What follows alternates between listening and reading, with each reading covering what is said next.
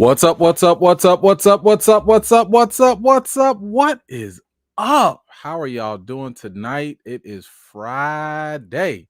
Y'all already know what that means. That means we about to get in and have some fun, and it is going to be a great night. Y'all, I cannot wait. We got plenty of news to go over and plenty of things to talk about. Oh my goodness. I have to say, I am definitely excited to talk to y'all tonight.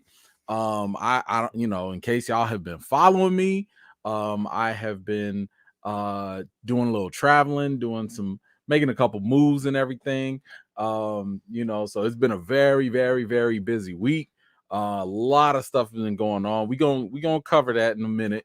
But yes, there's a lot of stuff we got to talk about. I got to get some things off my chest. Got to get some just we gonna talk about it. We gonna get to it. We gonna get to it because it's a lot of things, and I we got to talk about some stuff. But let's see who made it out tonight. Let's see who's in the building. Let's go with who's in the first. Joy Gillian, thank you so much for making it. That's a vet for you, y'all. That's the vet right there. Thank you so much for making it. Shauna, hello. What's up? What's up? How are you? Thank you so much for making it. Kimmy J, good to see you as always. AJ, thank you so much for making it as well. What is going on? Come on now. We got the vet in the building. Mod Squad, SJ Evans, how are you doing? Rim 17, another top vet, top Mod Squad. What's going on, ma'am? Big Bo, my man. What's going on, bro? Good to see you. Good to see you. Let's see, another vet. Okay, we got all the vets in my squads coming through back to back. I love it. Kristen Pratt, how are you doing tonight, ma'am? Thank you so much. Come on now, it wouldn't be a night if it wasn't for Miss Harper in the building. Good to see you as always, Miss Harper. Thank you so much. We know you at work, but that's all good. Man, you trying to you waiting to bust out of there. I feel you. My man Diddy is here, y'all. What's going on, sir? Another vet in the building. Come on now. Miss Garnett, where you been now? We haven't seen you in a minute, but thank you so much. Always a pleasure to have you here. Thank you so much for making it out. Let's see that dude, Marquez. What's going on? Thank you so much for making it out tonight. Let's see, Cynthia Charles. Hello, ma'am. Thank you so much for making it out as well. Who else we got? I saw a couple other names. Shaul, what is going on? How are you doing? Thank you so much for making it. Eric, what's going on? Thank you so much for making it out. My man Nelson V is here. What is going on, bro? Good to see you. Travis is here. Thank you so much for making it out. Let's see the homie Alib. What's going on? I see you here. Thank you so much for making it out as well. Who else we got? I saw some other names. Wait. There we go. Tyra, hello. Good to see you. Thank you so much. Let's see. My man Eric Shaw, what's going on, brother? Good to see you all the time. Rhonda's here, y'all. What's going on, Rhonda? Thank you so much for making it out. Appreciate that. Let's see. Who else? I saw somebody else. There we go. Pamela, hello. Thank you so much for making it out today. My man, great. What's going on, brother? Good to see you. Let's see. I saw someone else. Hold on. There we go. Come on now. Top vet, top supporter, Derek Gaines in the building. What's going on, sir? Good to see you as always. Let's see. Wait. Oh, there we go. Whooping everybody. Friggers belt. Thank you so much for making it out. Namesake, what's going on, sir? How are you? Thank you so much for making it out as well. Lisa Perry, hello, ma'am. Thank you so much for making it. D Weave, hello. What is going on? Capria, what is up? Thank you so much for making it. Marsha Reese, y'all, what's going on? Thank you so much for making it. Let's see. Hold on. Did I say?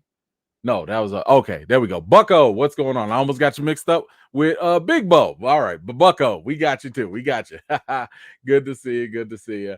Let's see. Janique, hello. Thank you so much for making it out tonight. Devin, what's going on? Just what's up? Chill Spot, what's going on? Thank you so much for making it out. IMAX is here. What is up? How are you? Ernest, what's going on, brother? Good to see you as well. Who else? I saw someone else. There we go. Sean, what is going on? Thank you for making it out. Let's see. Jason Wilcox, what is going on, brother? Jason, hold on, where we go? Yep, Jason. Wait, we got two Jasons. Jason, what is going on? Good to see you. Kimberly Foster, always a pleasure to have you. Thank you so much. Comeback season, what's going on? Stamina, what is going on, brother? Good to see you, man. Let's see. Wait, who is this? V, what is up? Hello, hello. Thank you for making it out. Brother D Steel, what is going on? My man Buzz 703, what's up? Sheila, what's up? Hello, hello. Alexander, hello. How are you? Let's see. Bryant, what is up? I see you. My man Alejandro, what's going on, brother? Good to see you as well. AJ, what's up? What's up? Let's see. Ken, what is up? Hello. Thank you so much for making it out. Wait. Hold on. There we go. Every movie has a lesson, aka Don. Thank you so much. Yes. It was a long trip, but I am back. Thank you so much for being here tonight. Angel Gonzalez, what is going on? Thank you, brother, for making it out. And of course, y'all, come on now. It wouldn't be a good night if it wasn't for the wonderful, immaculate, beautiful, sensational, impeccable Mrs. Noisette. Good to see her all the time, every time. Definitely a pleasure. And what's up, Terrence? Thank you so much for making it out too. All right, let's get started. We got a couple of things that we're going to talk about. And yeah, you know what? Since I know some of y'all didn't know, but I did end up going to LA this past weekend, and I was attending the Critics' Choice Awards. I gotta say, I was definitely a fish out of water. Like, this is, a very new thing for me. I mean, there were things that I experienced for the first time. There are a lot of stories. Some I can't share, some I will share. Let's just get to it. I got a couple things that we have here. So if you're following me on social media, usually I'm posting these things, as they were happening. So one of them was I actually got a chance to meet Amber Ruffin. If you haven't checked her out, y'all, definitely go check her out on Peacock. She has her own talk show and everything. Super funny, just a straight up nice person, y'all. Like, when I tell you, there be times you just be kind of worried that, like, meeting certain celebrities and in person, you might kind of feel like, oh man, I don't know, maybe they like stuck up or no. She's as real as they come, and I will say that just for the sake of record, because I know she's probably gonna get tired of this, I did get a chance to talk to her about Recast T'Challa. Okay, so y'all don't have to go hit her up. Y'all don't have to tag her no more. I did talk to her while I was there. It was funny because, like, at first I just walked up to her and was like, "Hey, can you just tell me the right person to talk to? Like, I'll email them later because." We was at like a little after party and I didn't want to mix business with pleasure or whatever. And she was just like, you could talk to me. So I was like, right here now? Okay. So we started talking. And once I went into the whole pitch. I told her about the whole, campaign and movement and everything. And she heard me out and she was like, okay, cool. Now, does that mean that's going to translate into an interview or coverage? Probably not. I don't think so. But at the same time, I definitely appreciate the fact that she was able to just hear me out, because, like, at the end of the day, that's all you can really ask for, right? So that was dope. What else did we have? We had also Mike Coulter, y'all. Come on now, aka Luke Cage. Y'all, I was sitting, like, I have to say, I was like one or two tables away from him. I have to say, dude is so nice. So nice. Like, I don't even think, like, all I was gonna do was just be like, hey, brother, great show, enjoyed it. My man stood up, looked me dead in my eye, was ready to have a whole conversation. So it was dope. Again, I can't talk about exactly what we talked about just because like, at these events, it's not a press event, right? Like, I can't I'm not doing an interview. You know what I'm saying? So, like, anything that was said to me is kind of like private. But I could tell y'all what I said to him, and I told him, I was like, hey man, loved you in Luke Cage, you the business. I was like, your representation matters. Because we ain't got a lot of big swole black dudes that can act, but I gotta say, he was super generous, super cool, definitely the type of dude you would want to meet in person. And he was just so nice, so generous with his time. Who else? Then we got Tay Diggs. Let me tell you something. I think I could tell y'all this because I didn't have a lot of time to talk to him. But the reason why I wanted to take a picture with him, because remember, if y'all saw the video on my channel, he had wished my wife a happy birthday that made her fall out her chair and everything. Videos on the channel. But yes, I got a chance to talk to him real quick. But here's the thing. After the award show, there was an after party, and I'm walking through the after party, and all I know is I looked to my right and I saw Tay Diggs dancing up a storm. I can't say everything that happened, but what I will say is, y'all remember that scene in Fresh Prince when Will was going into the party and all of a sudden there was a circle around Carlton because he was just dancing up a storm because he was on speed and everything? That was Tay Diggs. Tay Diggs was dancing his tail off. I had no idea. My man he likes to party. He likes to party. Cool, clean, fun. But that was just definitely a sight to see. Also, really, really dope to meet in person. Let's see. We got Lakeith Stanfield here. Come on now. Y'all already know. Talented actor. Walked up to him, just basically told him I love his work. I checked up on him, because if you had seen my last interview with him, he was like going through some things after Judas and the Last Messiah.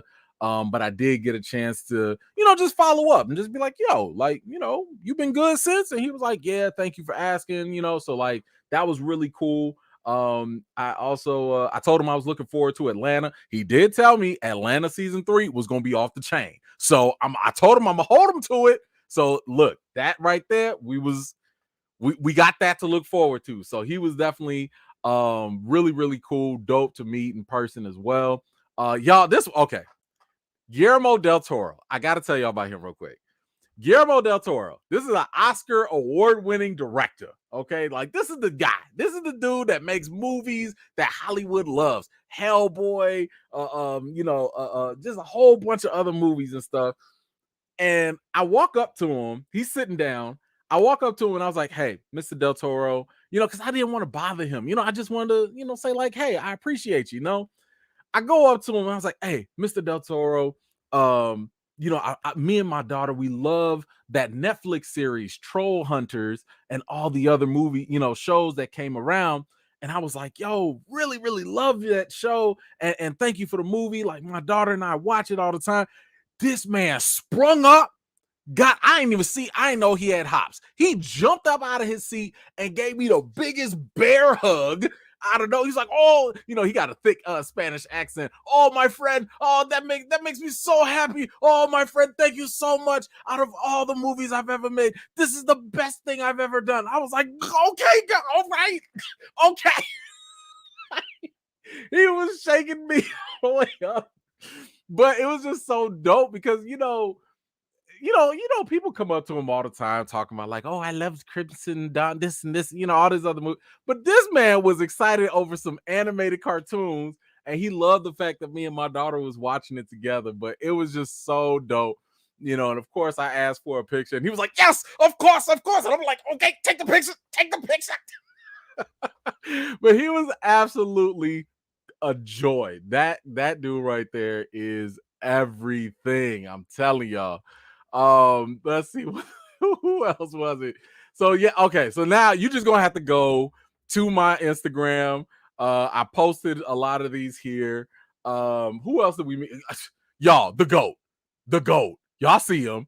That's right. Michael Keaton. I didn't even have to say nothing. I just walked up to him and I was like, "Sir, I just want you to know you are my definitive Batman. I don't care what nobody says."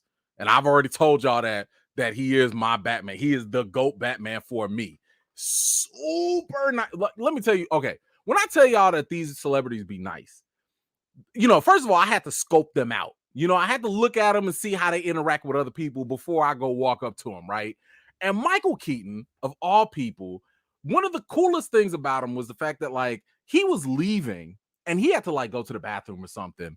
But I saw another fan walk up to him, right? And young fan, and this guy stopped, listened, and just talked with this young fan like for at least 3 minutes. And we only had like maybe 4-minute breaks. And he talked to him the whole time, listened to him, joked with him, all of that. The fan was trying to take a picture with him. Camera didn't work. Keaton waited, let him get his stuff together, and then took a picture. And I was like, see, that's what I'm talking about. That's what I'm talking about. Just straight up nice people. You know what I'm saying? Because sometimes some celebrities like, I don't have time. Please, no pictures. No, man, some of these people are like for real legit. So I had mad respect for him. And then of course I had to go meet Lin-Manuel, creator of Hamilton.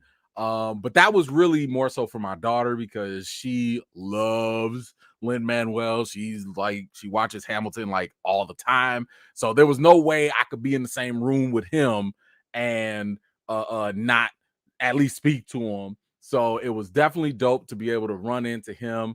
Who else? Y'all see him.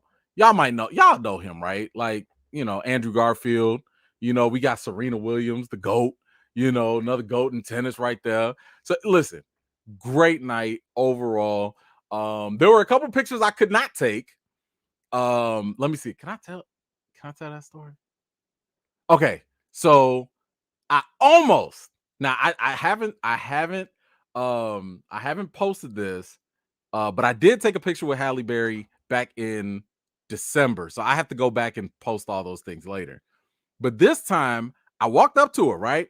I was getting ready to talk to her, but somebody else came up and they wanted to talk to her. So I was like, I ain't finna be thirsty, like y'all saw the suit. Like I wanted to be, clean and professional, So I let the other person talk to her first.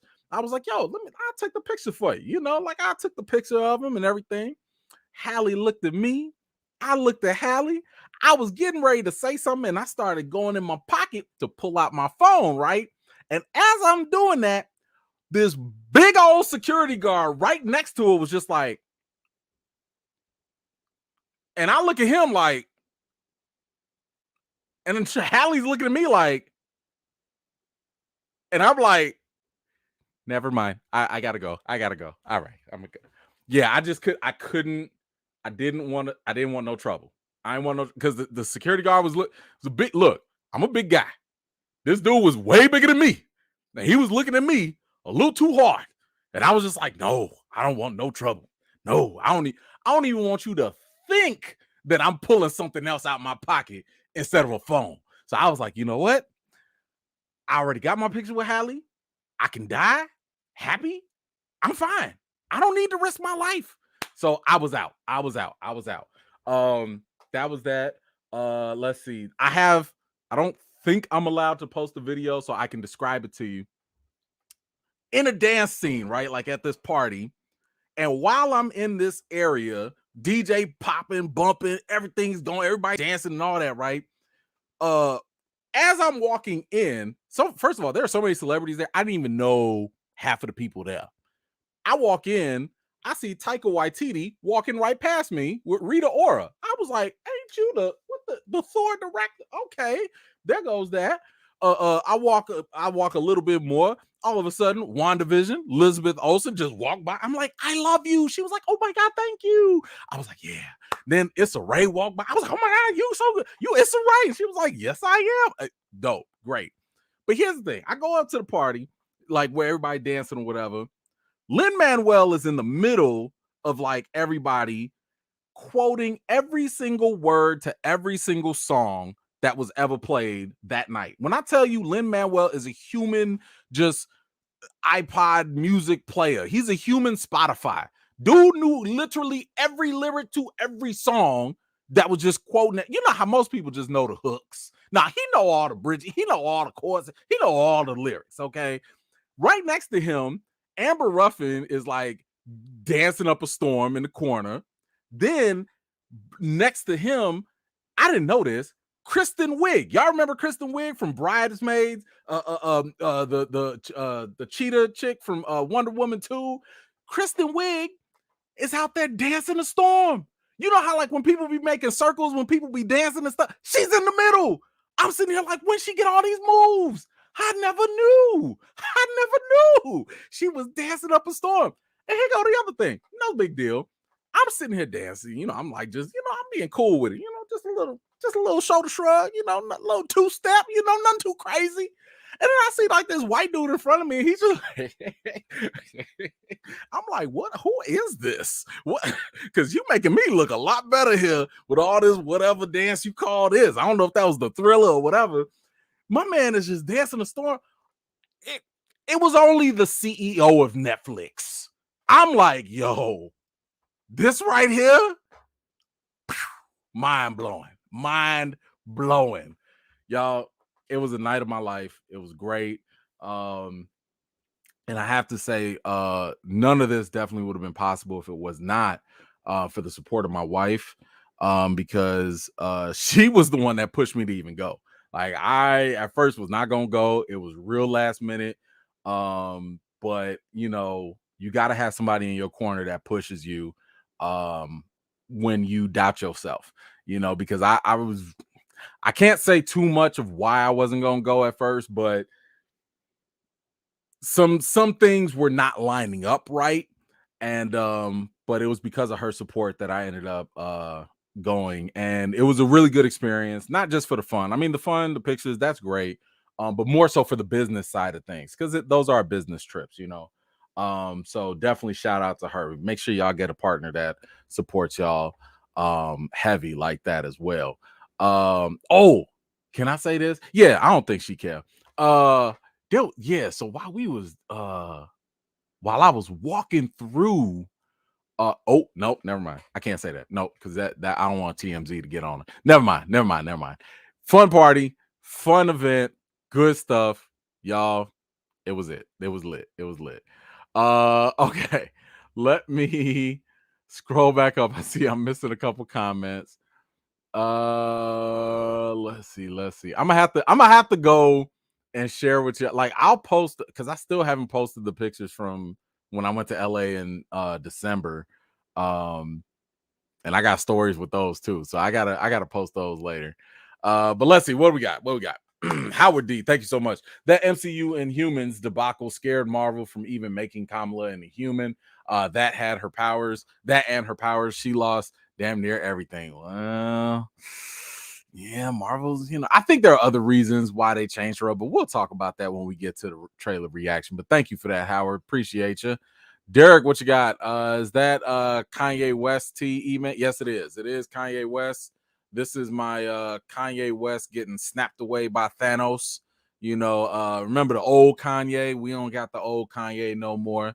This was the Kanye I remember. This was the Kanye I loved and listened to all the time. So that Kanye is gone. So this is the way I chose to commemorate that. But thank you so much for that. Let's see what else. Hold on, I'm coming. I'm catching up. I'm sorry, I'm catching up. Aqua, what you got? Thank you so much. First time in the chat, my good. Hey, welcome now. All right. Always been Replay Gang. All good. Shout out to the Replay Gang now. Been watching for years. You've gotten me through tough times, especially this entire pandemic. You're awesome, man. Just wanted to say thank you. My goodness, thank you. Wow. Thank you so much. Years? Have we been on for years? Is that what I don't know. That's dope. But thank you so much. Those are way too kind words. So much. Thank you so much. Buzz, thank you. You handle your business well. Thank you for doing what you do. Hey, thank you, man. Hey, and shout out to y'all, because to be honest with you, them trips are not, like, cheap. I mean, if I could be 100 with y'all, like, I mean, I budget, you know what I'm saying? Like, I teach this to my kids, like, put a little money aside for things that you want to do. I save and budget, but them things be expensive, man. But thanks to y'all, supporting the channel and stuff like that, I can do those things. And again, like, it's not for the glitz and glamour. I do those things more so for the business of it, because when I go to these events and people see my face, now I get, like, hopefully a little bit more access to things, or maybe I build different connections and networking and stuff like that. So, that's, I really be on there for business more so than anything. I just tell y'all the fun stuff, all the hard stuff. I bother my wife with all that. But thank you for that, Buzz. I appreciate you. Let's see. Team Tech Boy, what's going on? I'm not gonna lie, I saw your picture with Batman and I freaked out. So cool. Recast Tchalla. Thank you, Team Tech Boy. Hey, listen, I freaked out. Okay. When I saw that Batman was in the building, I was like, oh no, I don't care what happens. I need to talk to Bat. I can't let this opportunity go by. Come on now. And like he kind of old, so, like Michael Keaton, like 60s, 70s. You know what I'm saying? Like you got to give people their flowers while they're here. So I was like, sir, you the Batman, you it. You are it. You gotta give them their flowers while they're here. Thank you so much, Team Tech Boy. Appreciate you. Let's see what else we got. Hold on. Sheldon, thank you so much for that. Wonderful. Oh my gosh, such a nice support. Thank you, bruh. It was so good seeing you at the Critics' Choice Awards and giving us the blue steel face and all the picks. We love you, man. Thank you so much, Sheldon. I appreciate you. Blue steel, that's funny. All right. That's enough of that. Let's go on. What was this? Why didn't I correct Jane Campion? Oh, well, first of all, I didn't even talk to Jane Campion.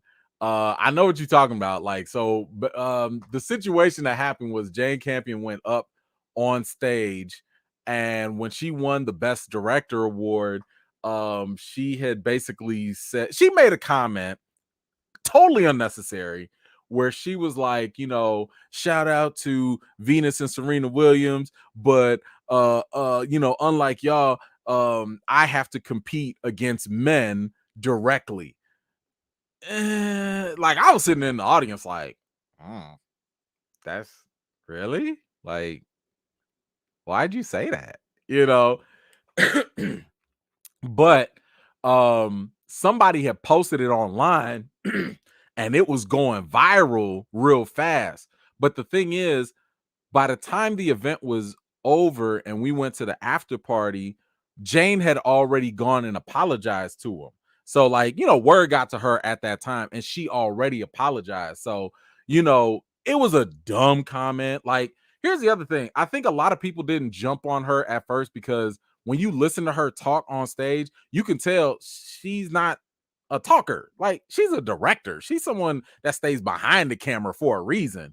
So a lot of people were just kind of like, okay. But again, she went and actually apologized to them on the spot. Like it was real quick. So there was no need to like while you were there was no need to like blow it up the way social media blew it up, because it was handled. It was done right then and there. So, but that was my observation of the situation. Alejandro, thank you. Yo, E-Man, what up, my dude? What's going on, sir? Have you watched Moon Knight yet? Recast Tchalla, recast Iron Fist tonight. Listen, as soon as I get off this live, I'm out and I'm about to go check that sucker out. So yes, I will watch it. I have not seen it yet, but I shall. Make sure y'all go follow me, because I just checked with Marvel and I asked them, I was like, yo, like, can I post my reaction soon? And they were like, yeah, as soon as you get done watching. I was like, all right, cool. I think they only give us like, I don't know how many episodes. I think 1 or 2 episodes. I haven't checked yet. But I will definitely give y'all my initial impression on Twitter. So if you're not on Twitter, make sure you go join on Twitter. Just follow me. If you ain't on Twitter, just follow me. That's all you need. And I will post my initial reaction to, I don't know, episode 1, 2. They will probably give me just 2 because it's like 6 episodes in total. And they don't trust other press by giving them more stuff. So but yes, I will post something, so don't you worry about that. Let's see. Puma Lee, thank you so much. Freaky Fridays. And yes, E-Man was doing it at the awards party. Franklin in the Tiger Cage. Ms. Marvel vid. And Recast Tchalla hit the likes. Thank you so much for that, my man. Puma Lee, thank you so much. Yes, what else we got here?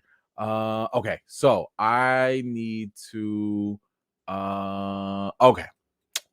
We got to talk about, we got to get to that was the nicer news.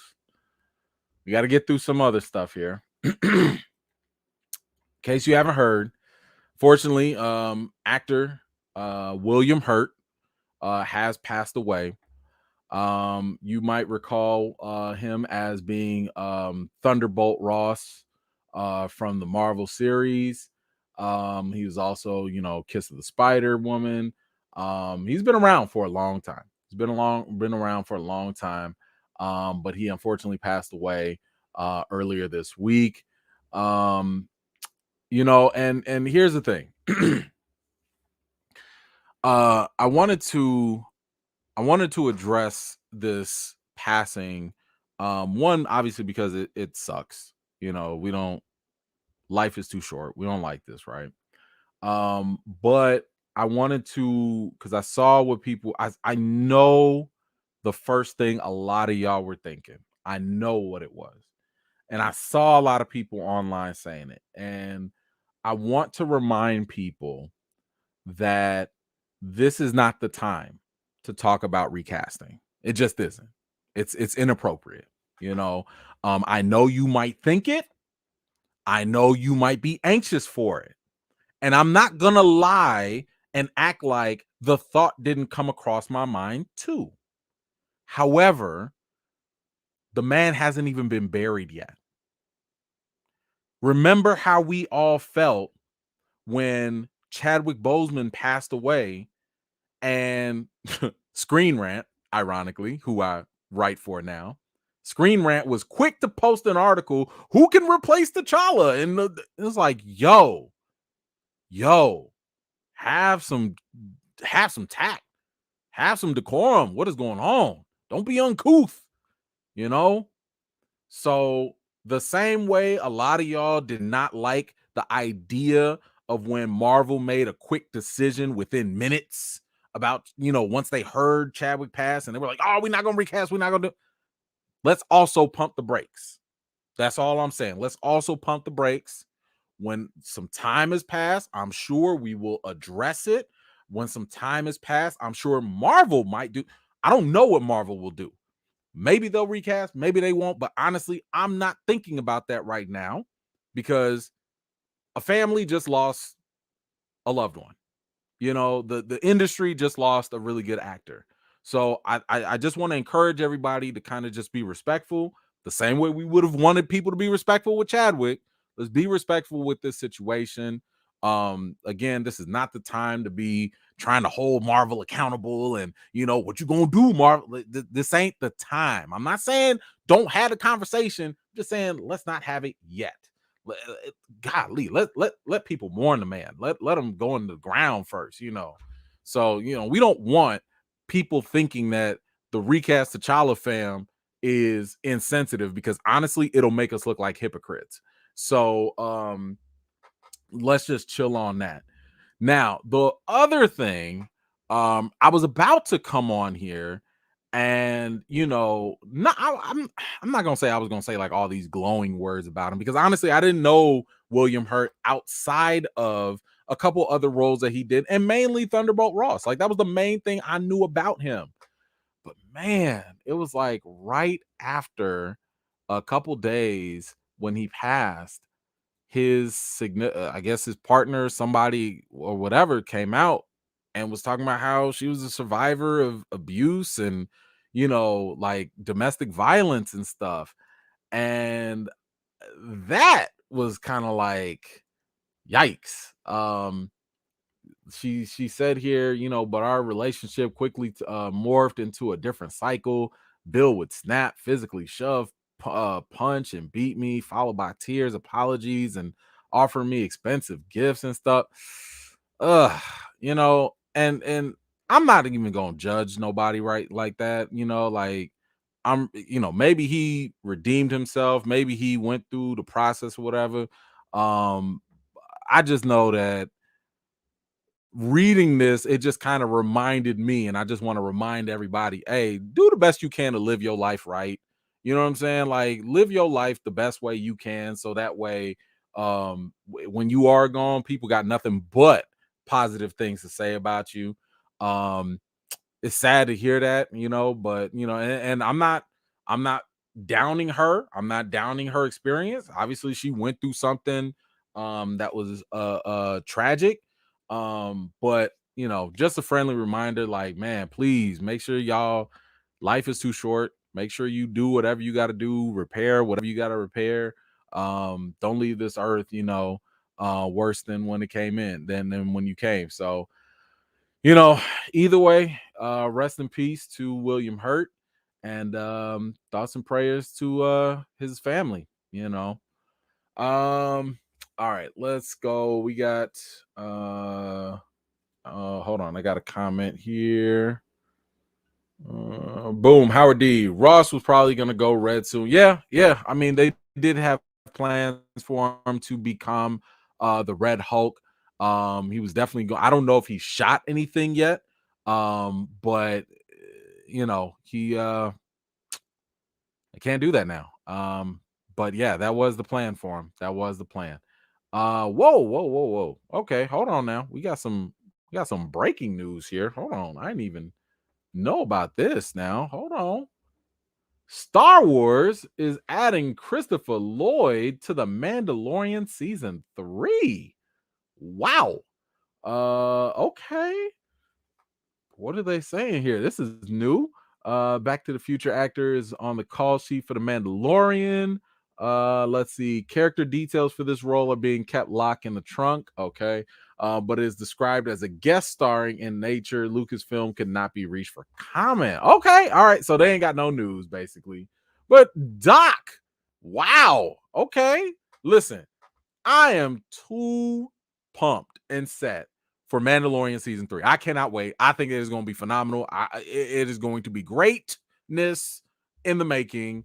We already got Mandalorian 2.5, with that Boba Fett thing. So now we got to not, man. Listen, I'm with it. I don't even know. I don't care what he's going. He might be an alien. Y'all saw what they did with Jennifer Beals, so maybe he's going to be an alien or something. But I'm cool with it. That is very good news, and I am here for it. Okay, good stuff. All right. Let's see. What do we have here? Okay, so we got some movie news, just some studio stuff. If you haven't heard, Warner Brothers and Discovery are going to combine. And what that means is basically HBO Max is going to have way more content.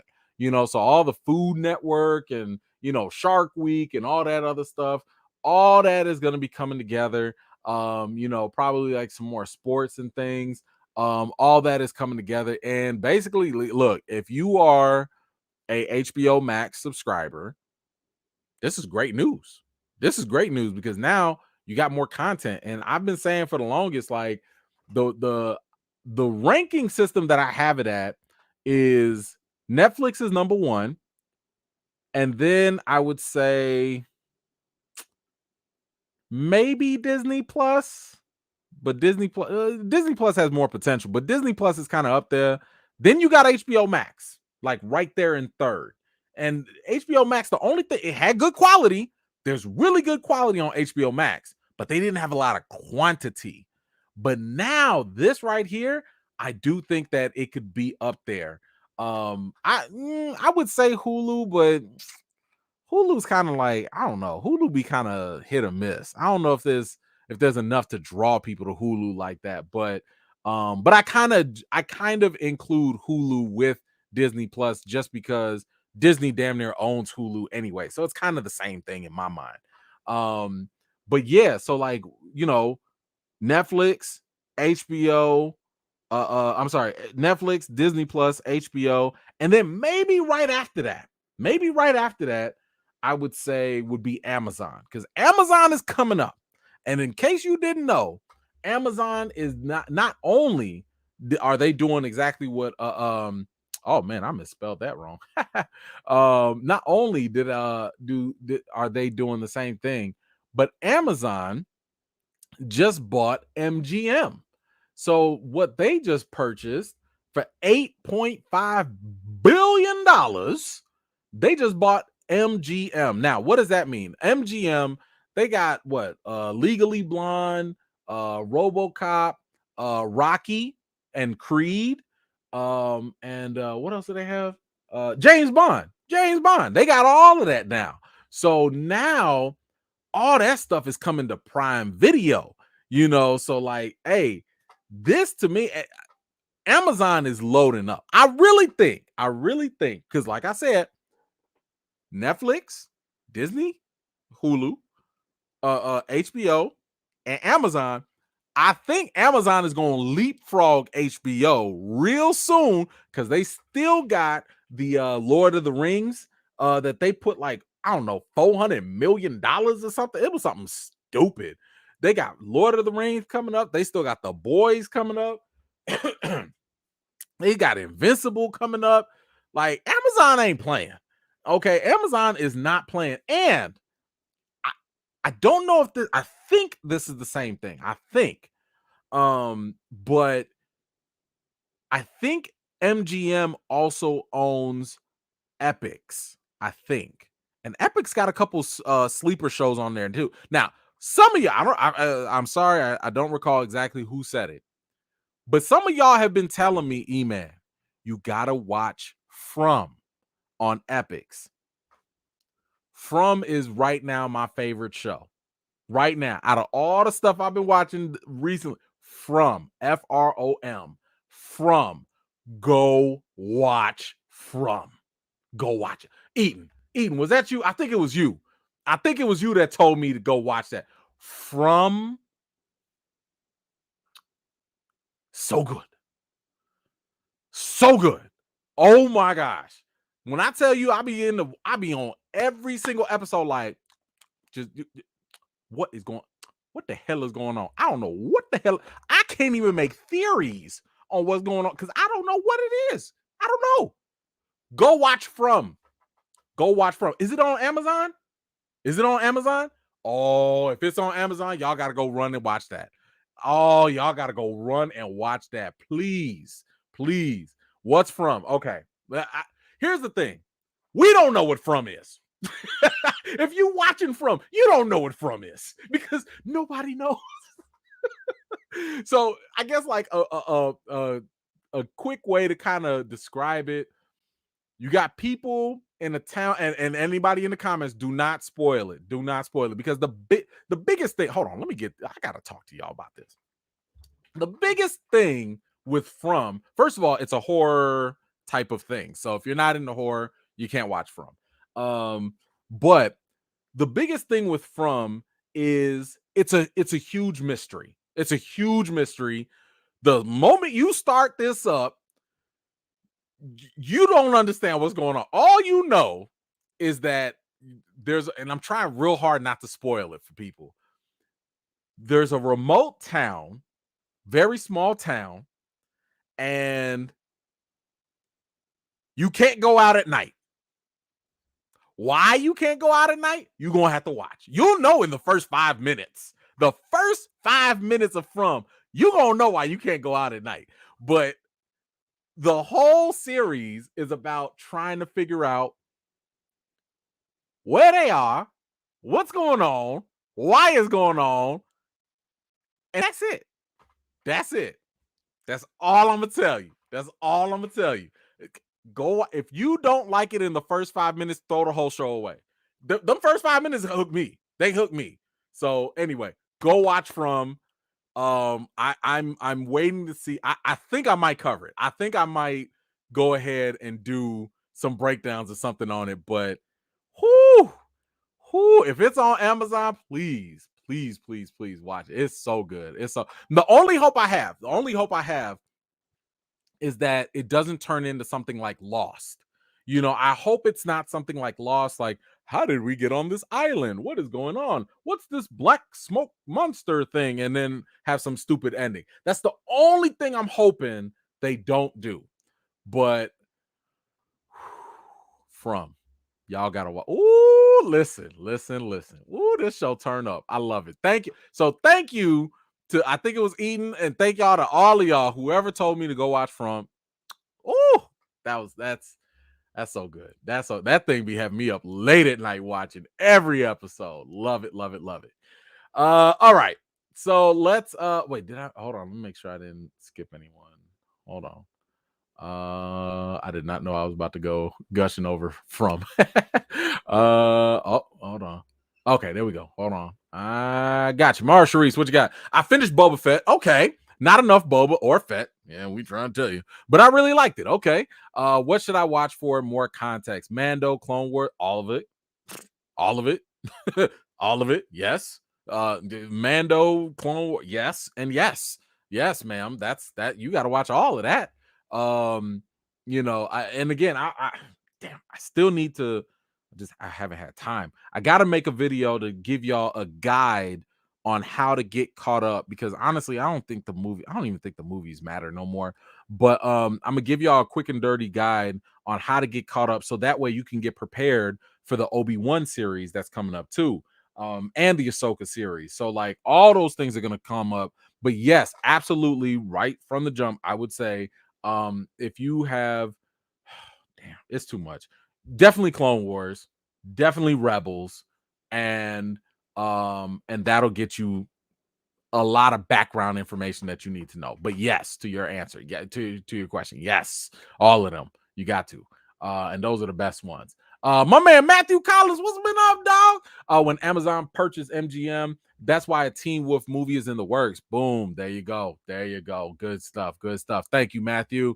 Good to see you, man. All right, let's go. We got some more stuff. Let's see. Clone Wars before Rebels, though. Clone Wars, then Rebels. Okay. Yeah. So sorry, y'all. The jig is up. The jig is up. I know y'all. Everybody's been guilty of this some way, somehow. But apparently, Netflix will prompt subscribers to pay for users outside their households in a new test to address unauthorized password sharing. Wow. Okay. Let's see. It says Netflix will soon launch a test letting primary account holders pay an additional fee for users outside their households, a new attempt by the company to address illicit password sharing. Ooh, Netflix gonna get y'all, not me, but y'all, not me, but y'all. Ooh. Okay, let's see. Hold on. Okay, it looks like the upcoming test is gonna happen in 3 countries: Chile, Costa Rica, and Peru. Let's see. Netflix will let members who share their accounts with people outside their household do so easily and securely while also paying a bit more. Oh, okay. So they like, no, go ahead. Go ahead and share that password. We just gonna need that extra $1.99 from you or something. I don't know. They didn't say how much it would be, but it's say wait, maybe they are. Hold on. Let's see. Hold on. Let's look at this here. Let's see. With the add an extra member feature, members will, with Netflix standard and premium plans, will be able to add subsidiary accounts for up to 2 people that they don't live with, each with their own profile, personalized recommendations, yada yada yada. Hold on now. But what if like, how they gonna tell? Because what if like I'm away somewhere else watching my Netflix and my family's at home watching Netflix? How you gonna know? I don't like this. This sounds stank. I don't like. Mm-mm. Testing out the abilities lets users transfer profile. Netflix doing too much. Y'all already raising prices and stuff on everything. Like what you listen, y'all going I don't know. I wonder if they're going to do something like Hulu, and I hope they don't because Hulu is stupid. Where like you can only have so many people watching at one time or something like that. I don't know. I hope this test fails. And I hope Netflix just minds their business because you're already charging people a lot anyway. You already raising the prices anyway. Stop playing. Leave us alone. Like Netflix needs to chill. They need to chill. But I don't know. How do y'all feel about it? Because I guess the other alternative is if they detect password sharing, then they cancel your subscription. I don't know. How do you feel about Netflix trying to lock down on all y'all, not me, but y'all, stealing passwords and trying to lock that down? Let me know in the comments down below. Let's see. We got AJ. What you got? from Replay Gang to my first live. All right, good to see you, AJ. Thank you so much. And I'm enjoying it all the way from London, UK. Come on now, from across the pond. Recast Tchalla, save Tchalla, preserve the legacy, inspire the children. Yes, yes, yes. Thank you so much, AJ. Appreciate you all the way from over there. Thank you so much for making it out tonight. Really appreciate you. Nelson V, y'all better get a collection plate. Listen, people go listen, either that or you gonna have to tell your cousin, like, hey, bro, you gonna have to fork over that $199, man. You gonna have to, they hit me up. Somebody gonna have to collect. I don't know. Thank you so much for that, Nelson. Man, that Netflix out here trying to tax folks, man. Like we just got out of pandemic, man. They already trying to tax. Inflation ain't bad enough. Jeez. All right. Let's move on. We got a little bit of Marvel news. Nothing too crazy. Marvel ain't been doing too much. What we got? We got Doctor Strange out here. He's basically predicting that Doctor Strange 2 can match Spider-Man No Way Home success. Woo! What did you say here, Doc? What you got to say? It's a big movie, Cumberbatch told Empire Magazine. It's going to be an absolute riot. And if it brings on the level of ambition it's got, we're going to have a success on the level of Spidey. There you go. I'll put my flag in the sand. Okay, Doc. Okay, you know them some big words. Now, hey, listen. I've said this before. I've said similar things. I've said, now I didn't say it was going to match it because Spidey made $1.6 billion. Okay. And Spider-Man is a much bigger household name. Your grandma knows who Spider-Man is, right? They might not know who Doctor Strange is, but this might have that potential. Doctor Strange might have that potential because if it's true that they're going to have all these cameos and they're going to be doing all this wild and crazy stuff, it has all the potential to be nuts. Whoo! I love it. And I'm glad my man said something. I'm glad he said this too. Like, I'm ready.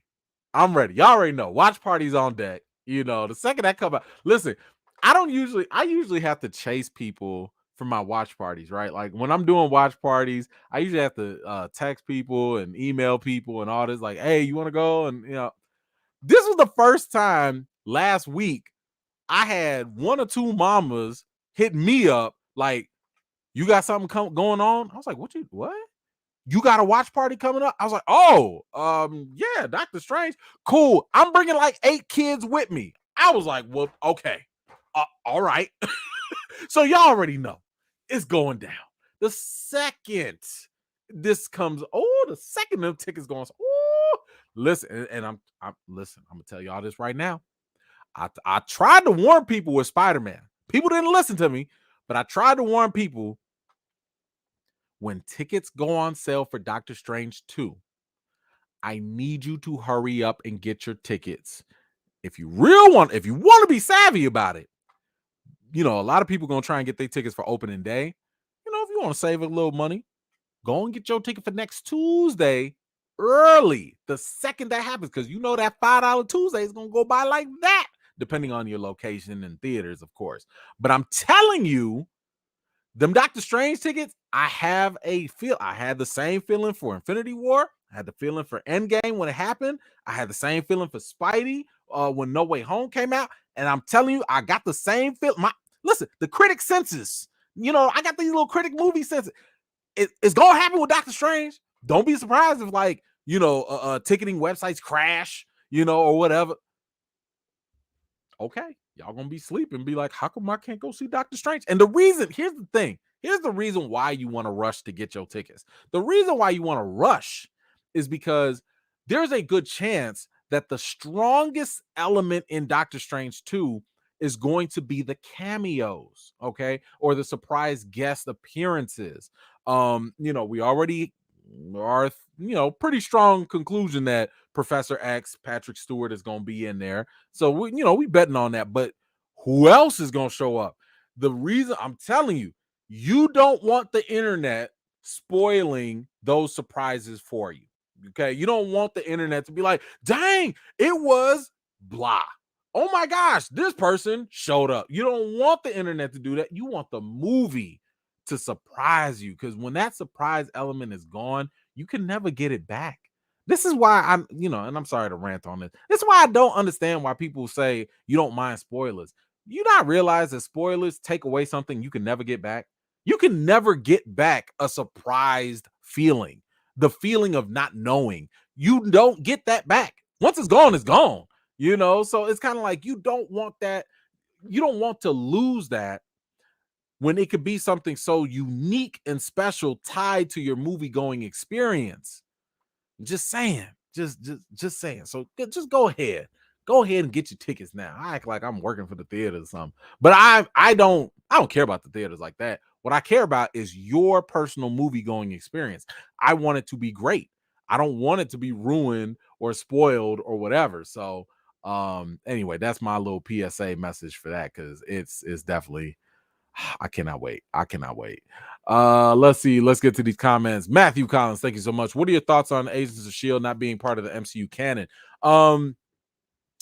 Basically, like I accepted it. You know what I'm saying? Like, I've told people this, like, if Marvel Studios, if Kevin Feige didn't produce it and make it, and I'm not saying like throw his name at the bottom. I'm talking about like this was his creation. It don't count, not yet.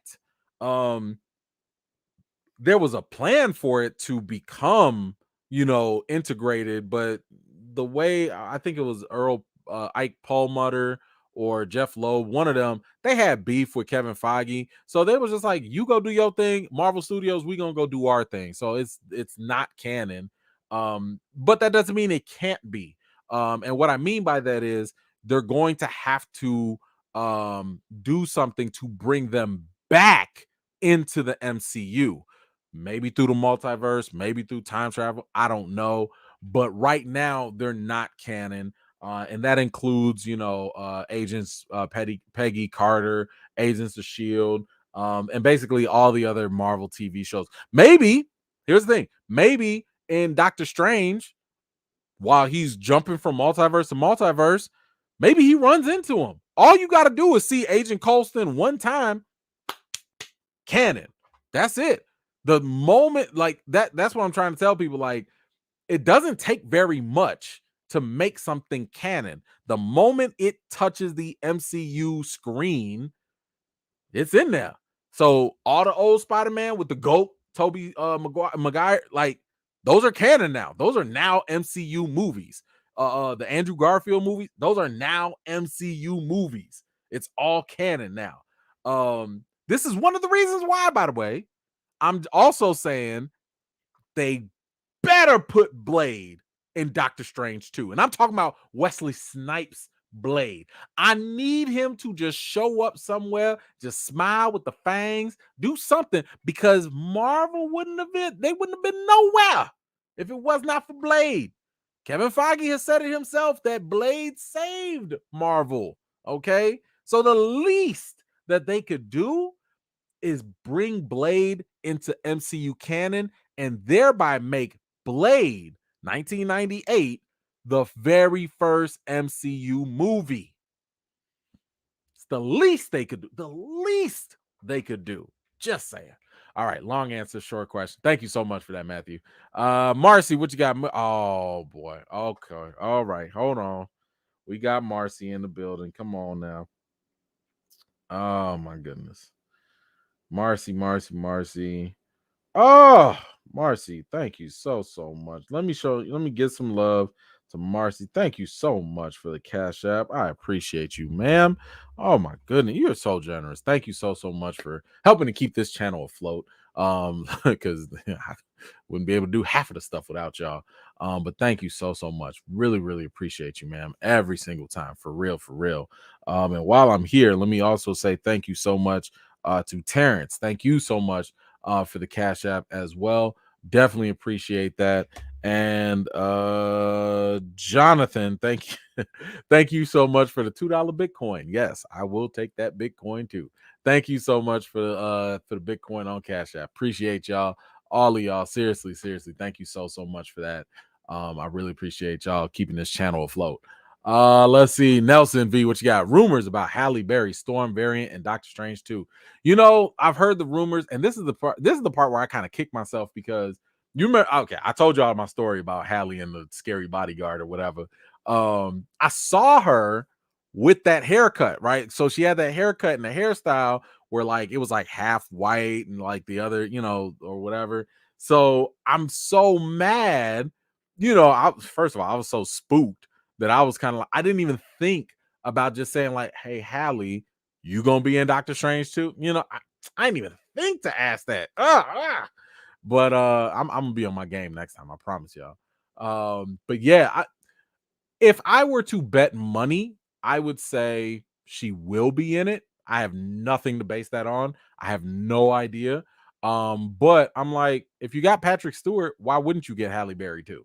You know what I'm saying? Like, it's just a cameo. It ain't like she got to do anything like some heavy lifting or heavy acting. So why not? So I would assume again, there's nothing to base that on. There's no reliable sources right now saying that there is. I've checked with my own sources. Nobody's really talking right now. But I would bet that she probably will be. Why not? Why not? Thank you so much for that. Wait. There we go. Latrice, thank you so much. I feel like comic book YouTube channels spoil the most with their titles and thumbnails. You are not wrong. You are not wrong. A lot of them do that, and it's annoying, to be honest with you. It's one of those weird things that, like, I don't want to say I've been tempted because I don't really like it.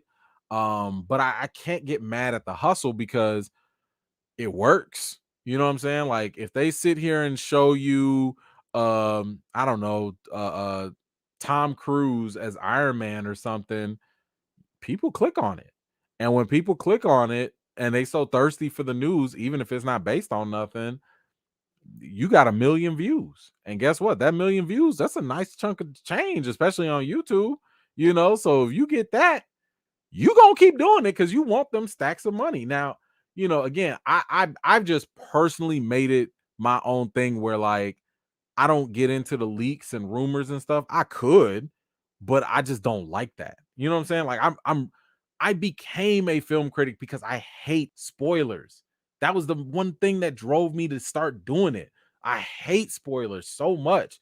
And to me, it ruins the movie going experience because, like, the movie could be trying to surprise you and, like, that could be the main thing.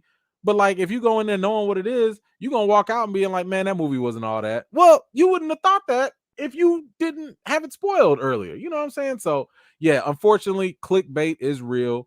And hey, yeah, stop clicking them. That's the best I can tell y'all. Stop clicking them because y'all feed into it. Not you personally, but when you feed them, you're rewarding them, and they will look at that and be like, "Oh, people like this. I'm gonna keep doing it."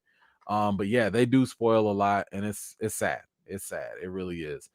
Thank you for that, Latrice. Appreciate you. Let's see, Pamela. Thank you so much. Why isn't there any excitement for Morbius?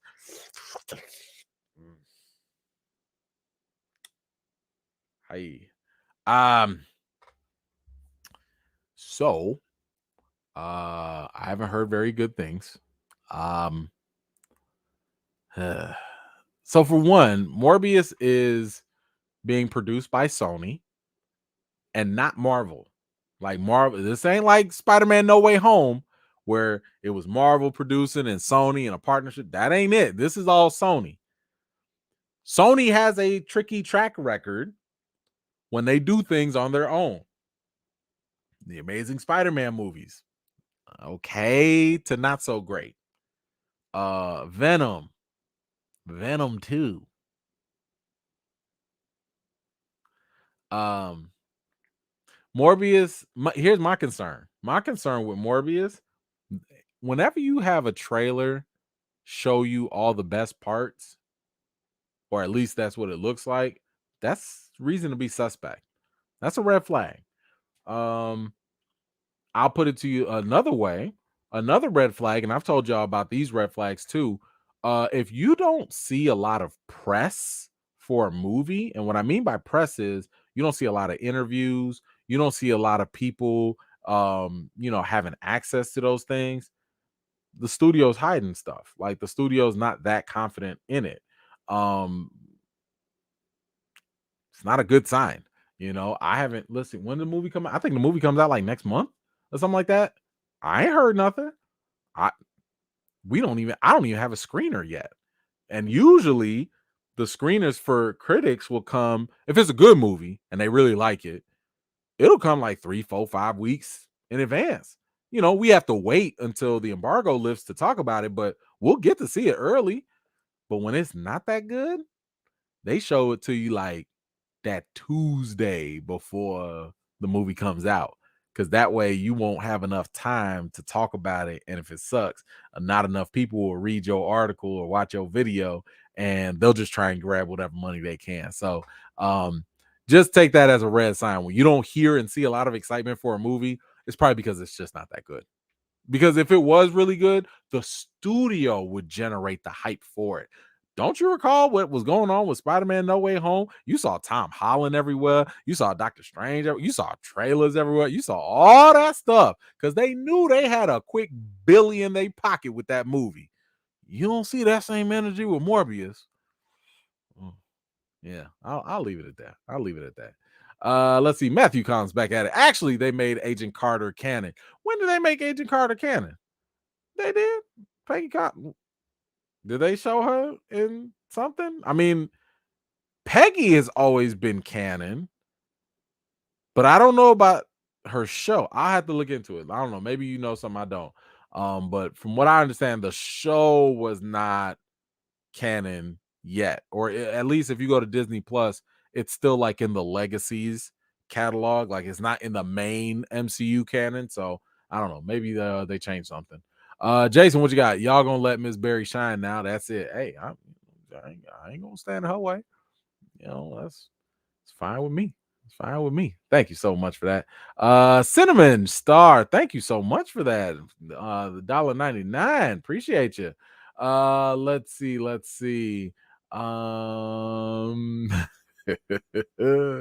funny. Y'all are funny. Okay. We gonna keep on with the Marvel news. Speaking of making things canon, and we already talked about how the Netflix shows are coming over to Disney Plus. They are now available on Disney Plus, so you can go in there and watch Daredevil and Luke Cage and Iron Fist and Jessica Jones and Punisher. All of those things are now on Disney Plus. But in other news, Daredevil season 4, it is happening, and apparently there's going to be an MCU reboot reportedly in the works. What is going to happen is that let's see, it was revealed that Marvel Studios is working on a Daredevil centric project. It's been referred to as Daredevil reboot series produced by Kevin Feige. You see the difference, what I was talking about? This is now produced by Kevin Feige. The other ones were not. That's why those were not MCU technically. But because it's produced by Kevin Feige, now it's official. Well, it was official because he was we saw Daredevil in No Way Home. Let's see. And this should release on Disney Plus. This could indicate that Disney and Marvel Studios are working quickly to get those series off the ground. The production listing doesn't include any cast members, but Charlie Cox will be back to star as Matt Murdock in the Daredevil MCU project. All right. Yes. So, of course, they're going to take one of their best properties, which was Daredevil, and make that part of the MCU officially. Now, I do like the idea that it potentially will be a reboot, because as I've said before, if you look at the old Netflix Marvel shows, there are inconsistencies that happen. You cannot just go from the Marvel Netflix shows directly into the MCU. There are logical contradictions. I've told you, even Woodry, she was Cottonmouth's sister. She was cast as another mother in Civil War, Captain America Civil War. Can't do that. you know, you got Cottonmouth himself, who's now Blade in Mahershala Ali. So, you can't just go directly and say, like, oh, it all counts. They're going to have to treat the Netflix stuff, if they even acknowledge it, if they even do. They're going to have to treat it like an alternate universe. And that's fine if they do that. But all I'm saying is there's no way that they could say all that stuff is straight up direct continuation, because it just won't make sense. It won't add up.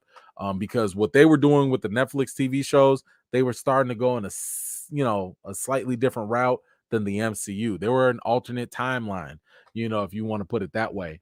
And yes, unfortunately, there has been talk that this could be PG-13, which to me, I kind of feel like it's like, why? I keep it TVMA. You just came up with the brilliant idea to do parental, controls and stuff. Keep that same energy. Like, it's fine. You're good now. You have the safeguards in place.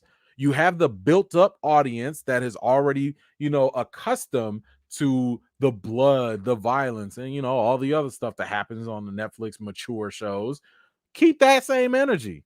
But, according to Kevin Feige, if it ain't Deadpool, it can't be rated R or whatever he said. I don't know. But anyway, how are you feeling about this Daredevil news, about the news with Doctor Strange 2? Benedict Cumberbatch feeling real good about this. Let me know your thoughts in the comments. All right, let's go up to, I got a couple I think I missed. Hold on. Oh, I got one. Okay. Where are you? Where are you? Where are you? There we go. Matthew Collins. There we go. It's coming out on April Fool's Day. That should tell you something. Is it really? That would be funny if it does. That would be funny. I got to check on that date. That's funny if it is. Thank you for that, Matthew. Appreciate you. All right. What is next on the agenda? Oh, okay. I need y'all help with this. Because I don't really know, and I'm not really following this. Let's get this up here. So apparently Daniel Radcliffe is not all that interested in starring in a Harry Potter and the Cursed Child film. So he ain't feeling it, y'all. Let's see. Did he have a direct quote? Stars okay. This isn't the answer that anybody. Oh, okay, there we go. This isn't the answer that anybody's going to want, but I think I was so able to go back and enjoy it because it's not part of my day-to-day life anymore. I'm getting to the point where I feel like I made it out of Harry Potter okay, and I'm really happy where I am now. And to go back would be such a massive change to my life. I'm never going to say never, but the Star Wars guy had like 30, 40 years before they went back. Okay. He also said, for me, it's only been 10. It's not something I'm really interested in doing right now. Yikes. Yikes. Yikes. Yikes. All right. This is where I need some help from y'all. Like, I watched all the Harry Potter movies. I never read the books. The movies were cool to me. I can't say like I'm a Harry Potter fan, but I do enjoy the movies. I don't know. Harry Potter and the Cursed Child film, is that like the next book that comes out? Or I don't know. Like, do you need Harry Potter in that one? Are y'all sad that Harry Potter wouldn't want to come back to this? I don't know. But I'm like, I was complete. Like, after the 7, 8 movies or whatever, I was like, I'm good. Harry done grown up. They got some kids. The scary bald dude with no nose, he dead or whatever. Like, Voldemort, like, he gone. Like, what's the problem? I don't know. So that's the thing. I don't know what this Cursed Child film, like, is this a major story that we're missing out on? if we don't get it, I don't know. I'll let y'all decide that. If you're a Harry Potter fan, please let me know, because this is something that's not my wheelhouse. I don't really know. And I I didn't get a chance to check in with my Harry Potter focus group. I got a couple friends that I always check in on whenever it's Harry Potter news. But let's see what else. But hey, you know what? But good for Radcliffe, right? Like if he doesn't want to get stuck doing this, and I'm not mad at that, because to be honest, you have a lot of actors who, especially that have grown up into a certain role, and that was like the main thing that they've been doing since they were kids. It's hard for them to get out of that mold. It's hard for people to see them outside of that. People still look at him and be like, yo, that's Harry Potter. Look at Robert Pattinson. Robert Pattinson, for a long time, a lot of y'all been saying, oh, that's just the Twilight guy. That's Twilight. It took him a minute, to go star in other roles and do other things. And now he Batman. And now people like, okay, maybe he not so shiny now. Okay. I think I could see him a little different, So hey, good for him. He wanted to go do some other things. And if that's if that's what fits him, I'm with it. But I'm gonna tell you what I'm not with though. He thinks he'd be a good Spider-Man. Come on, Harry. I'm gonna need you to pump your brakes. Come on, man. I'm gonna need you to pump your brakes. We already got 3 Spider-Man. We don't need no more. We don't need no more. I'm just the only Spider-Man I want to see after this, after No Way Home, is Miles Morales. I don't need no more Spider-Man. Okay. First of all, recast Tchalla. But I don't need no more damn Spider-Man after we done got a whole movie with 3 of them. And now you sitting there talking about you want to be another Spider-Man, but you don't want to be Harry Potter. Go on somewhere, man. Go on somewhere. Go on somewhere. And I've seen other people talk about, and he was asked this too. They want Daniel Radcliffe to be Wolverine. But please stop that. Please. Take that out the universe. Y'all been putting that in the universe, and I don't know why. Why? Just because he's short? Because he's short. You don't think there's other short people out there that can act? I'm good. I don't need Harry Potter popping claws. What? No. No. I'm straight on that. I'm straight.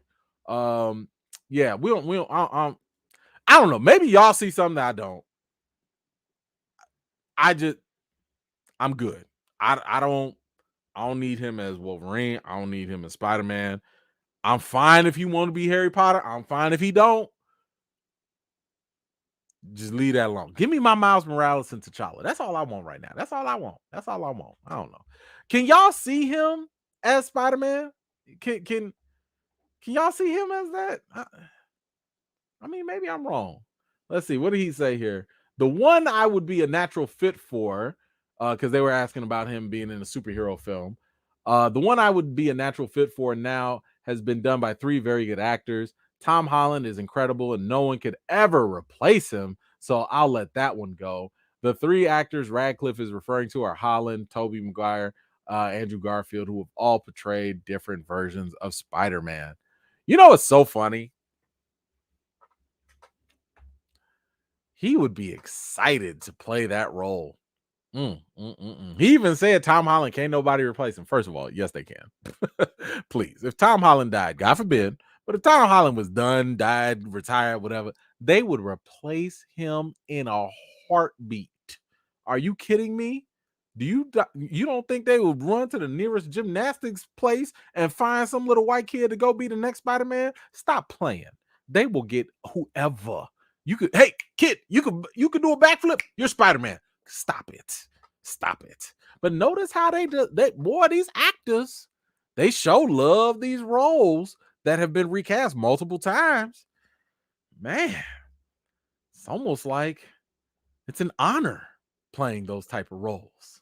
I don't know. Anyway, let me know how you feeling about Radcliffe. I don't know, not playing Harry Potter no more. Do you want him to come back? Do you want him as Spider-Man? Do you want him as Wolverine? I don't know. Y'all let me know.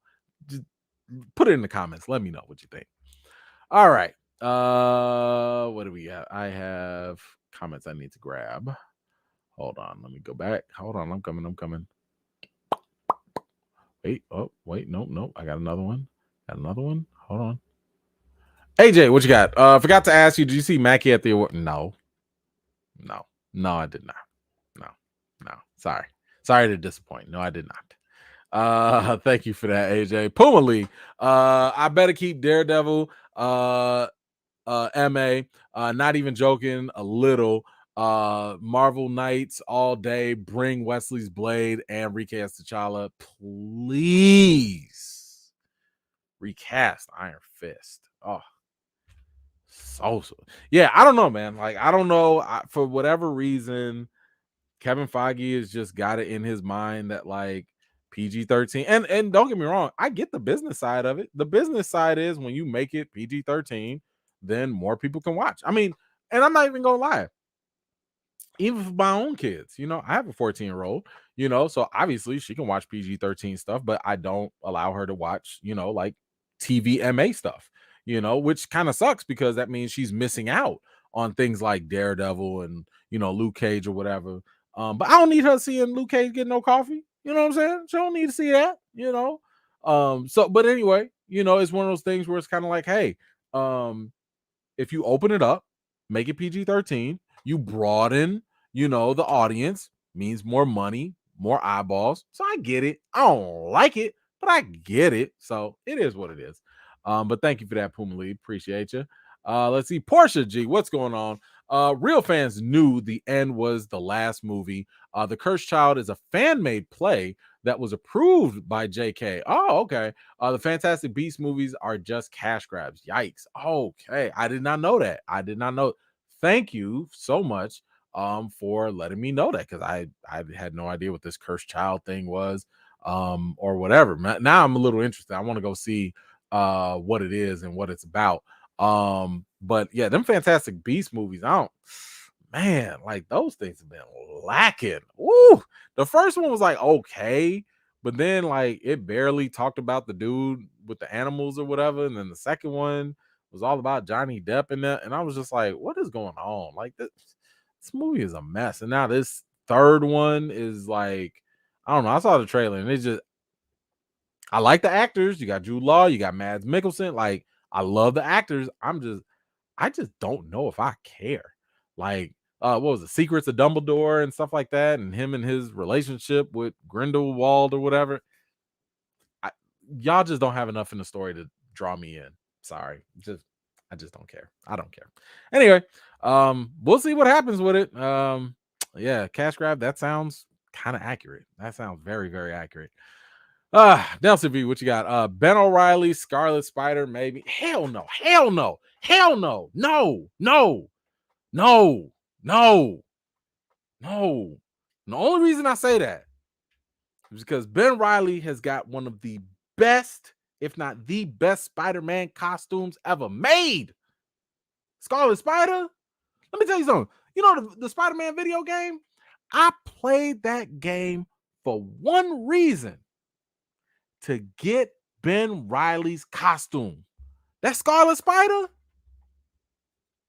that's the best. That was, I want to say, that was one of my childhood first experiences with Spider-Man. Like one of the first. Um, hell no. Nope. Nope. Can't do it. Can't do it. Look at this. Look at it. Look at this dope costume. You see this costume? My man had the hoodie with the all red, with the scarlet red. Come on now. Scarlet Spider with the cut off sleeves. This was so 90s. This was so 90s, early 2000s. Man, hell no, I don't want no Radcliffe putting that on. No. Thank you, Nelson. Hell no. All right, what else we got? Aleve, thank you so much. I'm a certified pedophile. All right. The Cursed Child is on Broadway. Dang, it's like a real play. Okay. They can see it there. The story's been told. There are other stories to tell. Okay. All right. Dang, I didn't know it was like a play for real, for real. Okay. Thank you. I appreciate that, Aleve. Thank you so much. Let's see what else we got. Eden, what you got? Miles Brown from Blackish for Miles. Yeah, that's fine. No Jaden Smith. Recast Tchalla. Recast Iron Fist. Please. Leap of faith. Yes, I'm with it. And I've heard this all the Jaden Smith stuff. A lot of that's based on rumors. Like, I don't think that's really based on anything substantial, like, at all. And thank you for that, Eden. I appreciate that. It's just not too much. Yeah, the Ernest, I'm with you on that too, man. Like, and thank you for that comment. Look, the reason why I would say no to Jaden Smith, and I'm not saying no because he's a bad actor. He's okay. He's fine. I haven't seen him act recently, but as a child actor, he was really good. The reason why I wouldn't want that is just because, like, you know, the whole point of the creation of Miles Morales was for representation, not just for black people, but also for Afro Latino people, because his dad is black, his mom is Puerto Rican, I believe. So he's Afro Latino. Like, they need to be portrayed, they need to be represented. He's one character that is specifically made for that purpose of representation. Why you gonna give it to Jaden Smith? He's just black. He's just regular African American black. Like, he don't need the role. You could get that role to other people. Like, give it to people. Like there are Afro Latinos, that would be able to do a good job in the role. So, like, personally, I would prefer if they did something like that. So that way, the Afro Latinos who are not always represented, who are not always seen on screen, that they can feel, a similar sense of pride, no different than when we do, when we see ourselves in different heroes and things like that. You got America Chavez coming out. You got, well, we had Black Panther, like, you got all these other characters out there that are meant for representation, and Miles is no different. So hopefully they keep that going. I would not be the biggest fan for that. Jaden Smith or Miles Brown for Miles Morales. Thank you, Debbie. Miles Brown could do it. I don't think he's Afro. I already said no to Jaden Smith. Miles Brown could do it, but I would prefer if they find a an Afro Latino to do it. But if they can't for it, like, if you still want to go with talent first, you don't want to just go with the representation because of looks. That's the worst thing to do. You still want to go with who can act better. Miles Brown can act very well, at least from what I've seen on Blackish. So if they can't find nobody else that's actually of Afro Latino descent, fine. I'll go with that over Jaden. I wouldn't take Jaden though. Let's go. Rims, thank you so much, fam. The likes are not moving tonight. Let's support the channel by taking a quick minute to hit the likes. Let's go, fam. Appreciate that, y'all. Please, please, please go ahead, like and subscribe and all that fun stuff if you enjoy what you're seeing tonight. Thank you so much, Rims. That's quality mod squadding right there. AJ, what you got? For Miles Morales, I see Miles Brown or the kid from Runaway. Yeah, okay. I mean, look, Miles is he's definitely a popular pick. A lot of people saw him on the No Way Home red carpet or whatnot. And I mean, he can look the part, but like I said, I'll stand on my point. I don't want to sound like a broken record. Let's try and get some Afro Latinos in there. Let's see. AJ back at it. Let the parents do the parenting. Dang it. Blade, Daredevil, Moon Knight should not be PG-13. I agree. And I've already told y'all, like, I'm a pretty conservative parent. I like to be very conscious about what my kids watch, but I want that control, because some things I don't have a problem with my kid watches versus some things I would have a problem with them watching. Like, I don't know, like if it was something like Terminator 2, okay, that's a rated R movie, but at most it's only language. I can live with that, like my kid can watch that, but like if we talking about something else with more heavy themes and dark stuff, okay, nah, I need that control to be like, nah, we ain't gonna do that, So but yeah, that's kind of like where I would kind of draw the line with it too. Let's see what else we got. Team Tech Boy, thank you so much. Renzi Feliz, who is hold on, let me do a little quick. Renzi Feliz, oh, okay, yeah, dude for Runaways. Yeah, okay. I mean, if he got it, he got it. All right, sure. I only watched like 2 episodes of Runaways. It was funny because my daughter and I, we were watching it together, and then as we were watching it, she already seen Runaways, and I guess we were getting close to some episode or something. She was like, yeah, Daddy, I don't think we should watch this together anymore. And I was like, why? What's going on? And she was like, yeah, I don't I don't think we should watch it anymore. And I was like, uh-huh. Uh, oh, okay. All right. Yeah, all right. You know. So I ain't say too much, but I got the feeling. I understood what was going on. But yeah, I mean, Renzi could do it. Sure, why not? Let's see. Howard D on the recast Iron Fist tip. What? The real problem was the showrunner Scott Buck. They never should have rehired him after he destroyed the Inhumans. Maybe I blame the actor. I didn't have a problem with how the show was produced. I had a problem with the fact that the actor was not believable. I had the problem the fact that the actor had terrible, scenes. The only time Iron Fist was like actually watchable was when his stunt double was doing work, when he had a mask on. Outside of that, Finn Jones was terrible. Like, he was really bad. And I don't like having the bad mouth an actor and prevent somebody from working. But my God, you are not good for this role. He's just not. When you hear about how the actress Colleen, she Jennifer, I think Jessica Wen, I want to say, showed up every day, put in the hours of training every day. Like, you saw that translate on screen. They said this man barely showed up for rehearsals. They say he put in maybe like a couple minutes, a couple hours or whatever, like once in a blue moon to do his fight scenes. That's unacceptable. No, I can't. I don't want you back. You're not willing to put in the work. Go away. Don't want it. Please recast. Yikes. Oof. All right. Eden, what you got? Miles Brown father is African American while his mother is Filipino and Mexican. Oh, hey. Sold. If that's the case, let's go Miles Brown. Thank you. I didn't know that. I don't know their background like that. Thank you. If that's the case, let's go. Miles Brown got my vote. I'm with it. Thank you for that. Appreciate you. There you go. Jessica Henwick. That's it. Thank you for that. Yeah, now she needs to come back as Colleen. Oh, 100%. She definitely needs to come back. Appreciate that. Thank y'all for the assist. Okay. Yes, it did show.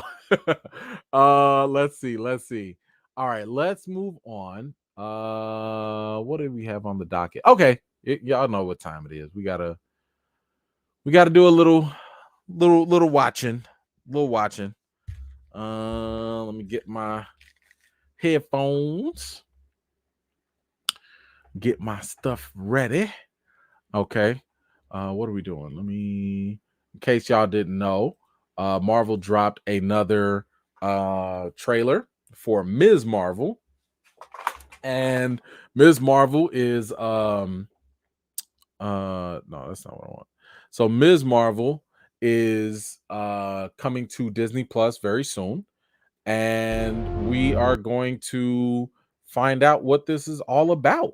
So let's check this out and see. Let me get this banner out the way and see what it's all about. All right, let's go.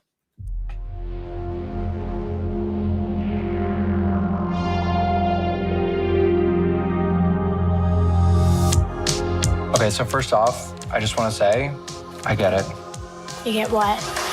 High school. Kamala. Another adventure shirt. Cute. She thinks I'm some kind of weirdo. You are a weirdo. Boys.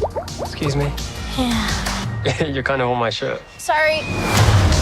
But you're staring out the window in your little fantasy land. Kamala, hey, already? Really? Come on, like... Do I have to figure out my whole future before lunch, or is there like... Maybe they're right. I spend too much time in Fantasyland. That is not you. It's not really the brown girls from Jersey City who save the world. That's a fantasy too. Did something happen to you? No, why? Did you hear something? Kamala? What does it feel like? Cosmic. I always thought I wanted this kind of life. But I never imagined any of this. Do you know what you are?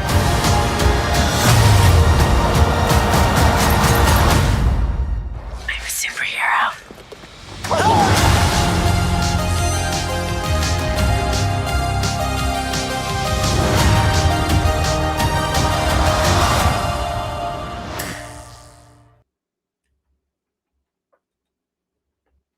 Okay. All right. It's cool. That's cool. I mean, this does look younger. Like this. I mean, I don't know why. Actually, I probably do know why. It seems like people at Marvel are like really, really stuck on the 80s. Like they really like the 80s. And I think that a lot of that is a byproduct of, well, if you have like 50-year-old people, what 60s or 70s babies, if you have those people running the show, the 80s were probably it for them. So I mean, all the homecoming stuff was kind of 80s feels, but it looks like this is definitely, and I know the weekend was playing, so maybe that was part of it too. But this definitely looks like this is what I'm afraid they're gonna do when they say we're gonna make other shows PG-13. I'm gonna need them not to kind of like overdo it. That's all I'm saying. But this looked less like a Marvel show and more like a Disney show. I mean, I don't know. I don't know. I mean, I'll watch it. I mean, I'm gonna go in with very low expectations. I'll be honest with that. As you can see, they already changed up her powers.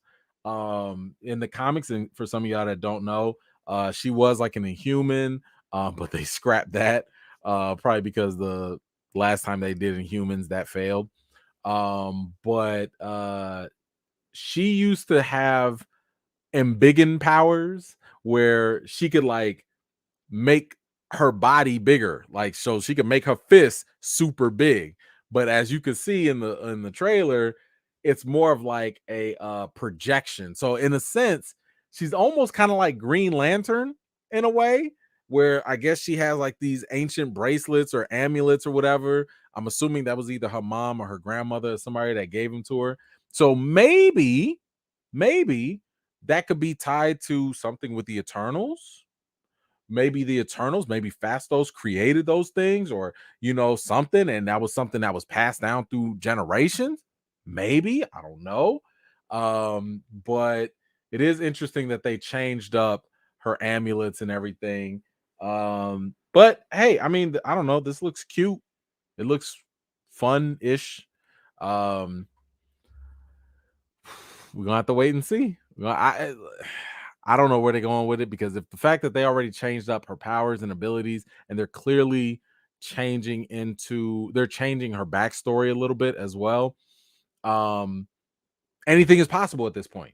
So it's kind of hard to really make hardcore expectations on what they will or won't do with this, because as you can see, they already changed some stuff up. So, I don't know. Maybe I think they're gonna need some more outside connections to make it more interesting.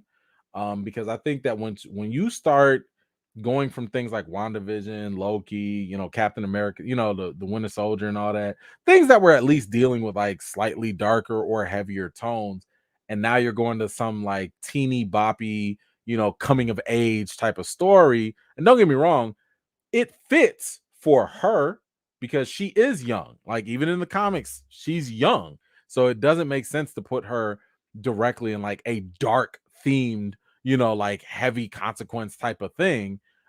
She's like a kid in high school, you know what I'm saying? So that kind of makes sense. I don't know. I'll be in wait and see mode. I can't say I was blown away by this trailer though. I'm not gonna lie. Like it was okay, you know. But I'm interested to see what happens. And at this point, we're so freaking like invested in the MCU. What 29 movies and 15, 11 shows and stuff. Like it's gonna be kind of hard to skip it. So I'm just hoping that what they do is they throw in some stuff like, I don't know, a scroll shows up, or something, or Sam Jackson shows up as Nick Fury. You're gonna have to do something so I can be like, okay, now I care, now I'm invested. Something, maybe Captain Marvel shows up, but very good point. Very good point. This show isn't for us, and that's okay. You know what? And that's true. It might not be for all of us, it could be for younger audiences. It could be a gateway for them to get in, and that's fine too. You know what I'm saying? Like if my younger daughter wants to watch that and she loves it, you know what? She loves it. I love it. That's fine with me. So, anyway, how are you feeling about the Ms. Marvel trailer? Are you excited for the show coming out? Are you going to give it a chance? You going to skip it? Let me know what you think in the comments. All right, let's go. I got a couple I need to catch up on. Wait. Was that it? No. Okay, hold on. Aqua Lee, thank you so much. They could pick who played Miles in the PS4 game. Maybe. The trouble with that is sometimes like the people that play in the video game might not always be good actors. So that could be an issue. But thank you for that. Derek Games, what you got? There's a big difference between Ms. and Cap Marvel. Yes, there is. One looks up to the other. Ms. Marvel looks up to Captain Marvel. But yeah, thank you so much. Let's see, Puma Lee, what you got? I confess I cheated on you with Rob. I watched the trailer and I'm just playing. It's all good. Rob is straight. He straight geeked out on the Weekend song. Rob geeks out on a lot of stuff. And I don't blame him. Like Rob really, Rob lives, eats, and breathes comic books, like way more than I do. But that's cool. I mean, look, I get it. This is gonna be cool for other people. Listen, shout out to the Pakistani Muslim community. Like this is the very first Muslim superhero that we're gonna see on screen. As we've said before, like representation matters.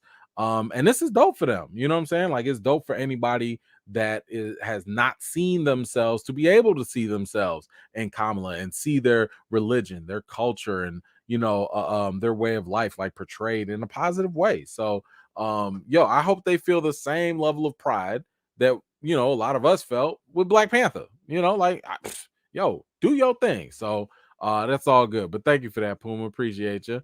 Let's see, Nelson V. Ms. Marvel trailer gave me youthful Spider-Man animated series vibes. Also, who was the four mysterious people? That I don't know. Something tells me they could be aliens, maybe. I don't know. But we'll have to wait and see. I'm curious to see one, the history behind whatever these ancient amulets or whatever she's using. Like, where do they come from? Are they tied to the Eternals? I don't know. Are there more things like that out there? Where are they getting this power from? Like, that's what I'm curious about. And I want to see, why does Ms. Marvel need to exist? Like, why does this need to be shown? And I'm not saying it shouldn't. What I'm saying is, like, what are you going to inform us about? What is this going to add to the MCU? So I'm looking forward to both of those things, and maybe we'll find out those four mysterious people. Thank you for that. Let's see, Samantha, thank you so much. Will Smith's son, Justice Smith, would do a great job playing Miles. Can Justice act?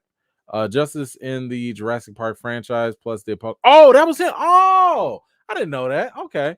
I would take him over Jaden, but I did like him in that Detective Pokemon movie. He was okay. I can't say he was like the best thing.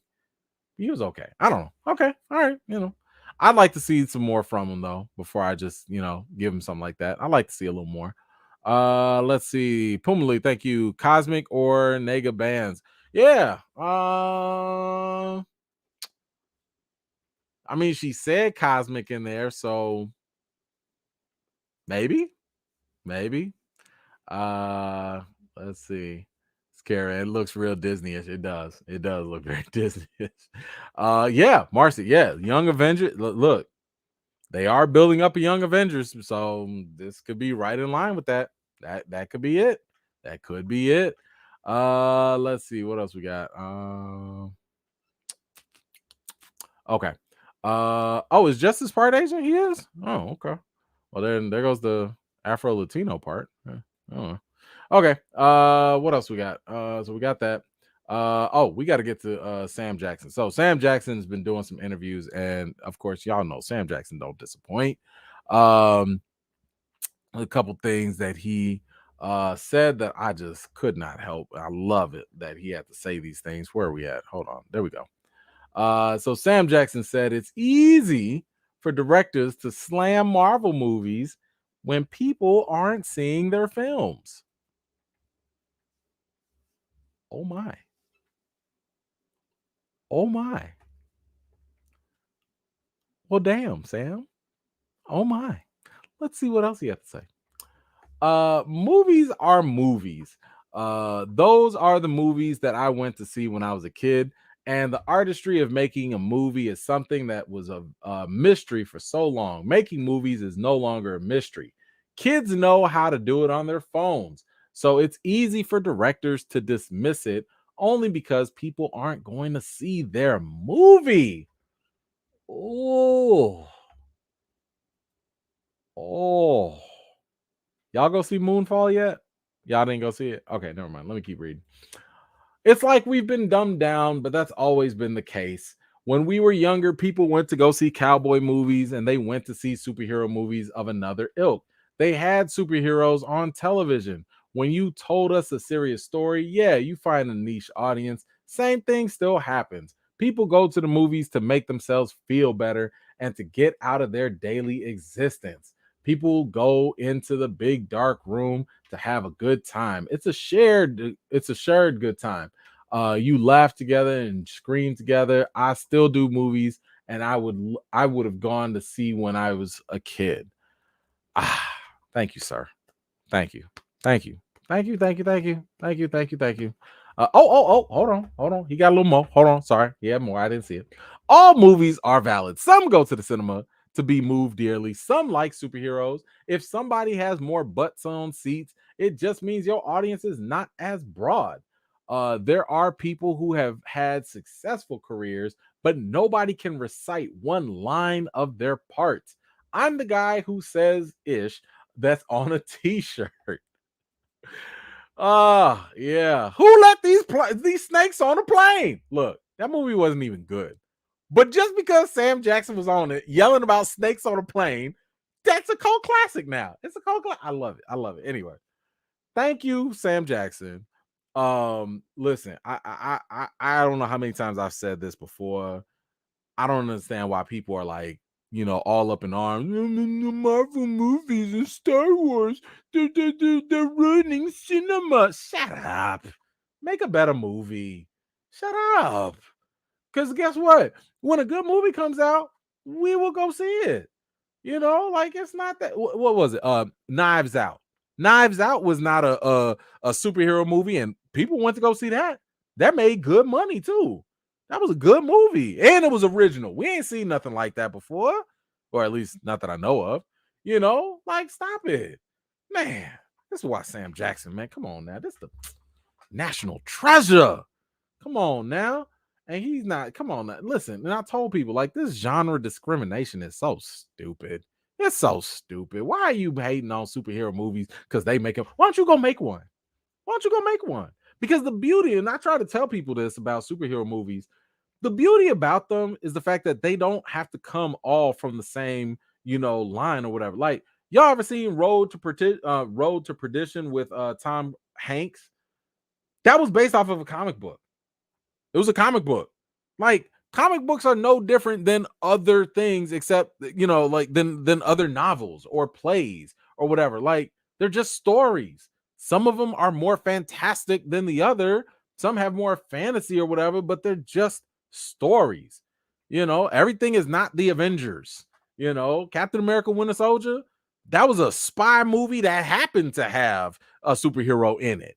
The Batman just came out. That was a detective noir movie that happened to have a crazy dude running around in a bat suit. That's all. It was like y'all gotta quit. Ooh, they gotta quit tripping. Y'all make these huff movies that don't nobody want to go see. People falling asleep and stuff on them. And then you get mad at the other people. Like, get up. I'm glad Sam Jackson said something. That's all. I'm just glad he said something because that right there is stupid. But of course, he did not give up. He did not stop. Sam Jackson also asked Bryce Dallas Howard to resurrect Mace Windu in The Mandalorian. Let's go. Please. I was saying this during, Mandalorian 2.5 with Boba Fett. I was like, yo, Mace Windu needs to show up. He has to show up. I know some people like Mace is dead. Shut up. No, he's not. He ain't dead. He can't be dead. Mace Windu cannot be dead. A Jedi that powerful. Mace Windu was like one of the most powerful. He was up there. And what? Just because he got his hand sliced and thrown out a window with all them moving, flying cars and stuff? You mean to tell me he couldn't use the Force to land on a car? He couldn't break his fall somewhere? But then we gonna be sitting here being okay with Palpatine getting blown up to smithereens and still coming back? We gonna be cool with Darth Maul getting sliced in half and still coming back? But Mace Windu can't lose a hand and come back? Listen, let me tell you something. Bring back Mace Windu. Bring back, and let me tell you, I'm gonna be so mad at Lucasfilm. And I don't wish this. Y'all know I don't pray for this at all. We lose people too quickly and too soon. Sam Jackson is an icon. Sam Jackson is also not the youngest man in the world. We need to use these actors when we can, while they're around. Again, I don't pray. I don't wish nothing to ever happen to him. I want this man to live for as long as possible. But I don't want, God forbid, for him to pass away. And then, everybody's like, oh, man, we wish we could have. Oh, maybe with some CGI. No, he's here now. He's available now. Make Sam Jackson Mace Windu again. Today. The man has already said he... Hold on. No, I'm going to let him talk. Hold on. Let me get my... Hold on. Hold on. We're going to let him talk. Hold on. Let me get it. Here we go. Back, Sam. What's going on? The Obi-Wan trailer just dropped the other day. Is Mace Windu, he's alive with one hand somewhere. Somewhere. Yeah, somewhere. Well, that's the same way I think about dude from, Jurassic Park. He's somewhere riding around on velociraptors with one arm. He's just on the island just... Right. riding raptors, but... Should I hold out hope at this point for Mace? There's a huge history of people with one hand returning in Star Wars. I asked, the only person I've ever said that to about coming back was Bryce Dallas Howard, because I just did a movie with her, and she directs episodes of The Mandalorian and stuff. So you think you might be able to hook a brother up? I mean, you like me, right? And she's like, I love you, you're amazing. Put me back in this. Put me back in the game, I'm ready. Put me in, coach, I'm ready. I'll learn to, lightsaber left-handed. Come on. Hook me up. Come on. Please. Can we get Sam Jackson in? I don't... Get a man. Just give him look. Y'all just gave Obi-Wan 6 episodes. That's it. We've been crying for an Obi-Wan series forever. And y'all finally did that. Y'all can't give a Mace Windu. Do y'all know how dope a Mace Windu series would be? You make Mace Windu interact with Boba Fett after he killed his daddy. Oh, come on. Mace Windu could be training other Jedi. Mace Windu could be out there killing the Empire and we don't even know it. Come on. But Mace Windu tag team with Mando? What? Maybe teach Mando how to... Oh, wait a minute now. Could you imagine Mace Windu teaching Grogu how to use the Darksaber? Come on, all the possibilities. He don't even have to train with no left hand. They got robot hands. Luke got a robot hand. Man, they be all right. Man, stop playing. They playing these games. I don't like it. But what I do like, because y'all remember Bryce Dallas Howard. Good. That's Ron Howard's daughter. She knows what she's doing in that director's chair now. She took up right after her daddy. Bryce Dallas Howard actually responded to Sam Jackson's Star Wars request. She responded. What did she say? Hold on. Where is it at? Where is it at? Oh, that's all she said. All she said. She saw the video, and you see it right there. She put the eyeballs. She saw what he said, and that's it. She ain't say nothing else. She ain't say nothing, but she saw the eyeballs. Ma'am, that's all I need. That's all I need. I'm just somebody in positions of power. Somebody in a position of power saw what Sam Jackson was saying. Bryce Dallas Howard, I need you to make it happen. Just do it. Please. Anyway, how are y'all feeling about Sam Jackson's comments about movies and theaters and, all these directors and people crying, acting silly because other people are successful and they not? And how do you feel about a Mace Windu return with the legendary, iconic Sam Jackson? Let me know your thoughts in the comments. All right, let me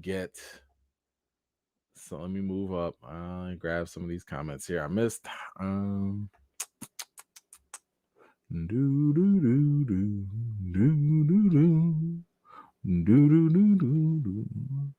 Okay, I went up too far. I'm coming. Here we go. Where we at? Oh, there we go.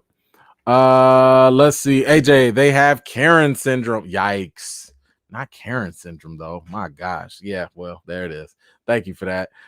Let's see. Mara Sharice, a series. Yes, give him a series. I don't want no just little cameo, Mason like no, give that man some work. Let him work. All Sam Jackson want to do is work. That's it. Woo, a series would kill it. Listen, I'd watch that over an Obi-Wan series. I watch that over anything. Like, you tell me Mace Windu is back, I'm watching that 110% easily. Marcy, what you get? I bet the chat, if they got 200 likes, I would bless you again. Whoa, check the Cash App, please. Oh, hold on now. Hold on. What's y'all making side bets and stuff? Wait a minute now. Oh my gosh. Come on, Marcy. Thank you so much. My goodness. Oh my God. I didn't even be, man. Thank you, Marcy. That is super. And thank all of y'all. Thank y'all for the thumbs up, the likes. Really, really means a lot, y'all. For real. I don't even be paying attention to it because I'm, I want to entertain. I want to work, for y'all. But man, thank you so much. That really does mean a lot. Thank you. All of y'all. Thank you, all of you, and thank you, Marcy. I appreciate you. You're always blessing the channel. Always. All right. Thank you so much. All right.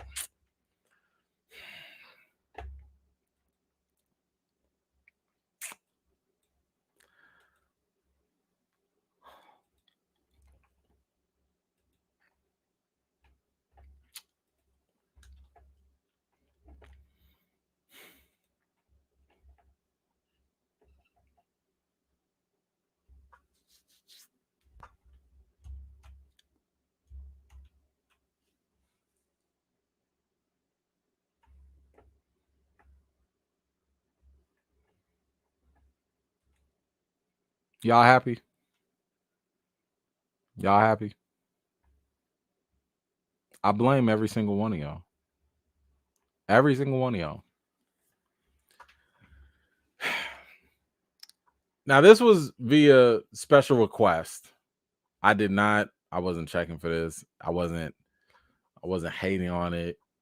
It's just Marsharies and a whole bunch of y'all on Twitter was just like, "Email, you gonna talk about this?" Email. I'm like, so let me be professional. Anthony Mackie is going to be buying land in New Orleans to create a movie studio so he can make movies. First off, all jokes aside, shout out to the brother. Shout out to him. That's actually really, really dope. That's not, so many times, especially in the film industry, we always talk about how, a lot of times they don't portray us right, or we don't get to tell our own stories. Well, this is how you beat that. You go out and get you a studio, and when you have a studio, you can tell whatever stories you want. You get the money, you put it up, you get the talent, you tell the stories, you do what you do. This is exactly what Tyler Perry is doing. And this is why, even if I'm not the biggest Tyler Perry fan in terms of his movies or content, I have mad respect for what he's done. I have mad respect for what he's accomplished. And I got same respect for Anthony Mackie here too. That's dope. I love the idea that he's getting, he's putting his money down, and he's doing it in New Orleans too, by the way, which, that is his, like where he's from and everything. But it it's a opportunity for jobs. That's really dope. So, I know we joke here about Anthony Mackie and all that, but like for real, this is actually really dope. This is like really, really good stuff. And hats off to him for doing that, because he's creating jobs for people.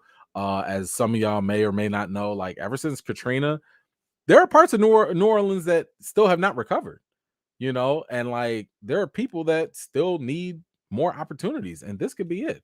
Like when Marvel Studios opened up, when they started doing production and stuff in Atlanta, that put a lot of people to work.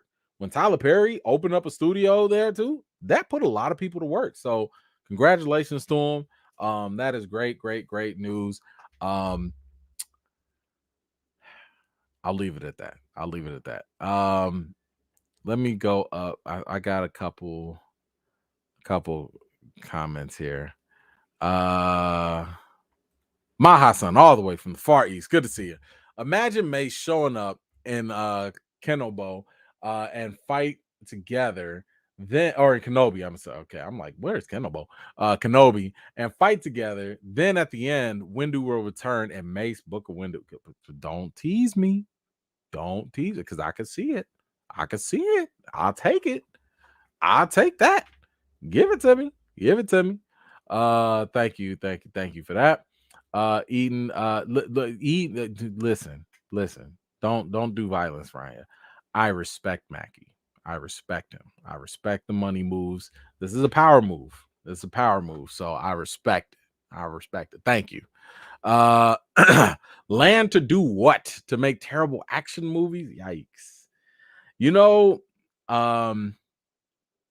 I will say this, to be fair, because my criticism for Mackie, unlike what a lot of y'all be trying to misconstrue, I just say he's not good as a lead solo. Like when he's the only lead and that's it, that's where it struggles. If he got a co-star, it's not bad. If he's a supporting actor, he's not bad. He just struggled when he ain't got no help. That's what I'm saying. But we don't know what he's going to be like as a producer. He might be amazing. Maybe Mackie will be able to find the right director, the right actors, the right writers, and produce some quality content. We don't know. So right now, I'm going to be in wait and see mode. I just want to see, like what movies come under his umbrella. And then we're going to be fair. We're going to judge it just like everybody else. So maybe he's not that great as a lead, but he's phenomenal as a producer. Maybe. We'll find out. Thank you for that. Appreciate you. Latrice, your lack of excitement shocks me. Okay. All right. Nelson, no shade. I'm excited for Mackie Studio. No, same. Like I'm like I said, I'm happy for him. I'm proud of him. This is dope. This is the power moves. This is what we want. Like this is what we want when it comes to, being able to be in the position to tell our own stories, to have our own creative control and say and do things. So good for him.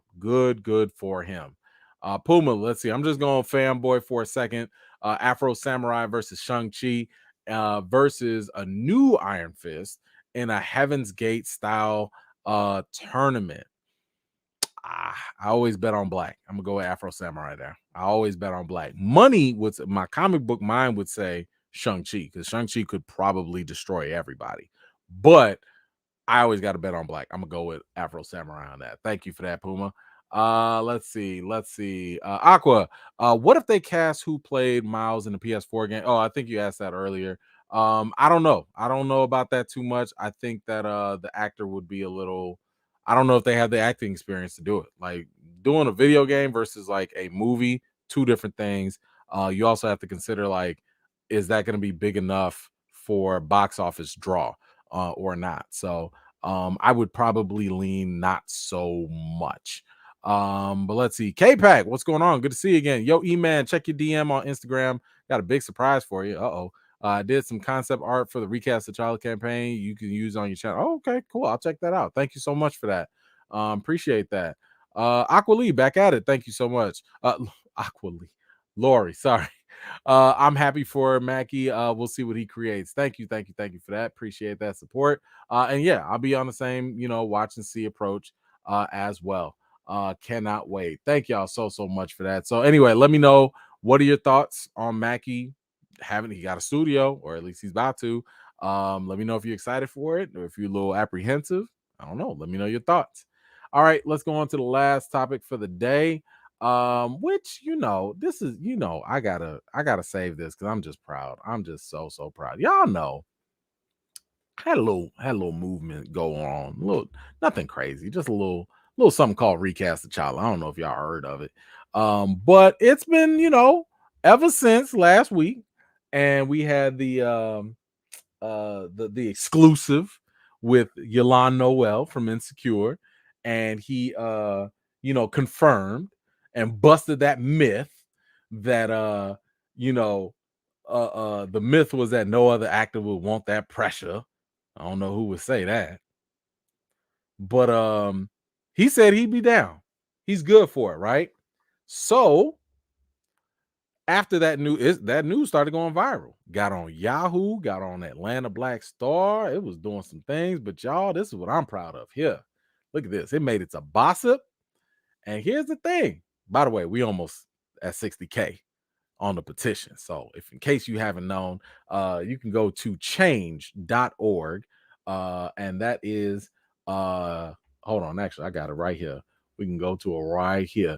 Change.org/recast Tchalla. Help us get to that 60,000. Oh my God, we are so close. Come on now. You see how close we are. That is nothing. That is nothing. A couple shares. We will do this. We will do this. And we will get Tchalla recast, or at least spread that message out there. But anyway, what I like about this here, it's not the fact that, of course, I like the fact that we're getting this attention. That's great. But what I love, and I need y'all to look at this. I need y'all to check this out. Yeah, that was my post. Yeah. Okay, Yolande Noel. Yeah. Oh, wait. I'm sorry. Hey, I think I got the wrong one. I'm sorry. I got to get the other one. Hold on. Bear with me real quick. Bear with me. I got to get the... There's so many Recast Tchalla posts. It's hard to keep up, but I wanted to bring something to y'all attention. Where is it? There it is. I pulled up the wrong article. My bad, y'all. Boom. There it is. All right. Here you go. So on the Atlanta Black Star and Yahoo, big time, we out there. What I loved about this is that, look at this. Look at this Recast Tchalla supporter right here getting quoted. Look at this. Another one right there. Come on now. No, the story continues. Look at this. Jason getting quoted. John S.L. Paul. Come on now, getting quoted. Come on now. Yeah, I had to correct some people, but that's all good. But what I'm trying to say here is this right here is exactly why I be trying to tell y'all, always stay positive when it comes to talking about Recast Tchalla, especially on Twitter, because you never know who's going to be watching you. You never know who's going to be pulling your quote, making maybe you go viral. Y'all notice out here, this whole article, they quote y'all more than they quote me, more than they quote the petition. I love that. I love that. Why? Because when other people can carry the same message, then it becomes bigger than just a petition. Then it becomes bigger than the person who started the petition. Then it becomes about the message. It becomes about what y'all saying. It becomes about what you're doing. This is why I tell y'all so much. Please continue to keep your messaging on Recast Tchalla positive at all times. Are there going to be times when we get frustrated? Yes. Are there going to be times when people say dumb things? Yes. Are there going to be times when people want to fight and argue with you and be trolls? Yes. But y'all got to be better than that. Y'all have to be bigger than that. Because again, what is our main goal? Our main goal, well, besides getting Tchalla recast, is to get this message out there. And I've told y'all this many times. You're going to attract more flies or bees with honey than with vinegar. If you go out there and you just mad, you mad that Marvel, is potentially killing Tchalla off. You mad that, this representation is going to take a hit. You mad that they disrespecting this hero. I understand that. I do. But guess what? You might attract one or two people that share in your anger. But at the same time, you turn away 20 or 30 people that would have wanted to listen to you. Because unfortunately, anger, even if you can get some people, it's all based off of emotion. And the only emotion we need attached to Recast Tchalla is love. Love and respect. Because you can't argue against love and respect. You can argue against people being mad and being trolls and stuff like that, because people getting their feelings all the time. But you can't argue against love. It's a hard, like, who gonna say, like, who have you ever seen somebody troll love? You know what I'm saying? Like, anybody troll like respect? That doesn't happen. But if you out there being angry, you calling people out their names, you tagging folks and dragging them into arguments and stuff, it's not helpful. It does not help the movement. It does not help the campaign, because I've told y'all this before. When you go out with negative energy, nobody's trying to listen to what you're saying anymore. All they're going to respond to is that negative energy. Positive energy, that love, it lowers people's defenses. And when it lowers people's defenses, they are more receiving to whatever you're trying to say. This is why I don't get into a lot of arguments. I mean, I have, don't get me wrong, but I try to make sure that even if I'm getting into a conversation or a debate with somebody, I'm sticking to the message in the petition. I'm sticking to the points. And I need y'all to also keep that same energy. You see somebody in Recast Tchalla fighting, arguing, please, we got to keep this as a family. We got to keep it all on brand. Pull them in, because it's easy for any of us to lose our way and to start arguing and fighting. It's easy. I know it, because it's frustrating and we feel a lot of passion for this. But I implore you, we have to keep each other in line, because if we start letting these messages get hijacked by extremes, radicals, and things that are not on brand, I'm telling you, there's no better way to defeat a movement than when you have a divided house. When you have the same, like, if you had, like, I don't know, Black Lives Matter versus, well, Black and Brown Lives Matter, like, the whole message is going to go down. You know what I'm saying? You have to stay on brand. And again, and I'm going to address this too, because I know some people have been getting in my comments trying to get a little spicy. So I'm going to take this time to address you. I've already expressed my feelings on boycotts. The reason why I'm not doing boycotts right now, because I have to keep reminding people that, what was the saying? The saying is that oftentimes you have to be reminded more times than taught. I'm going to remind people the reason why I'm not talking about a boycott, the reason why I'm not leveraging this momentum to do a boycott, is because a boycott is not effective right now. There's not enough facts. There's not enough foundation to do a boycott. You know, when you would do a boycott if, let's say, for example, Marvel was crazy and they put out a picture of Chadwick Boseman in a coffin, and they were like, come and see Black Panther 2, y'all. That's when you will boycott, because that's something egregious, that's something outlandish, that's something wild. That's when you would boycott. That's when you would actually have some substance.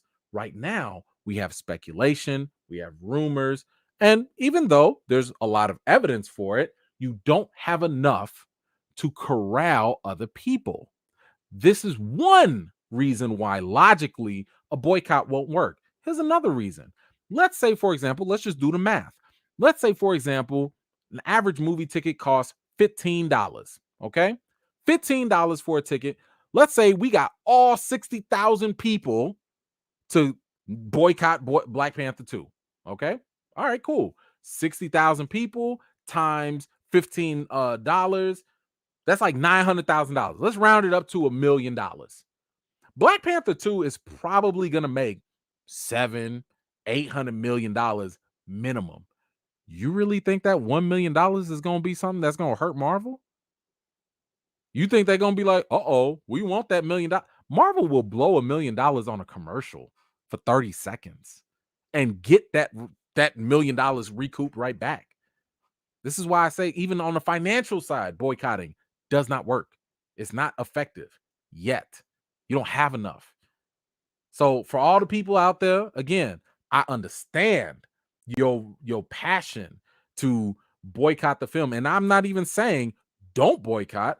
I'm just saying we're not going to make that the main message, because the goal is to get more people attracted to understand why T'Challa even needs to be recast in the first place. We need people to understand what's going on, and we're not going to get that message across by throwing up our fists and threatening Marvel and cussing people out online and calling folks names and stuff. That's not effective. It's not. It just isn't. So we have to cool it. We have to be cool. We have to prevail. Because I've said this too. Look at any like real some of the biggest changes, some of the biggest movements in global history.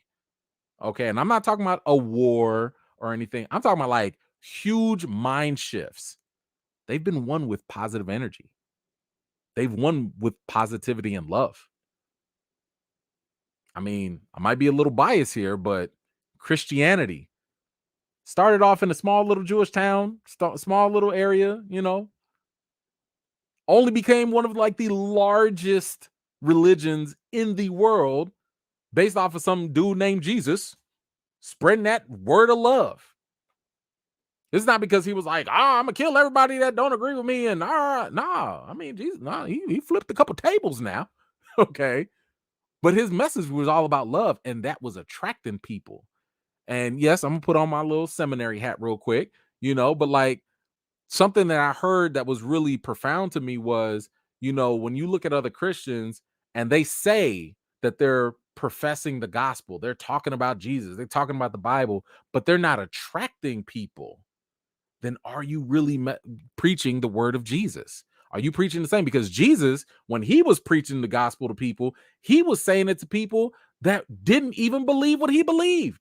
He was converting folks that weren't even Jewish. He was converting folks from all different walks of life.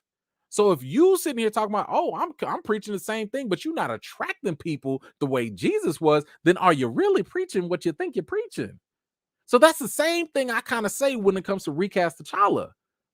If this message that we have in the petition that is talking about the love, the honor, celebrating Chadwick, the history, the children, and all that positive stuff, if that is what brought almost 60,000 people to the table, when, by the way, a good majority of them probably didn't even think about it, then is any alternative doing a better job?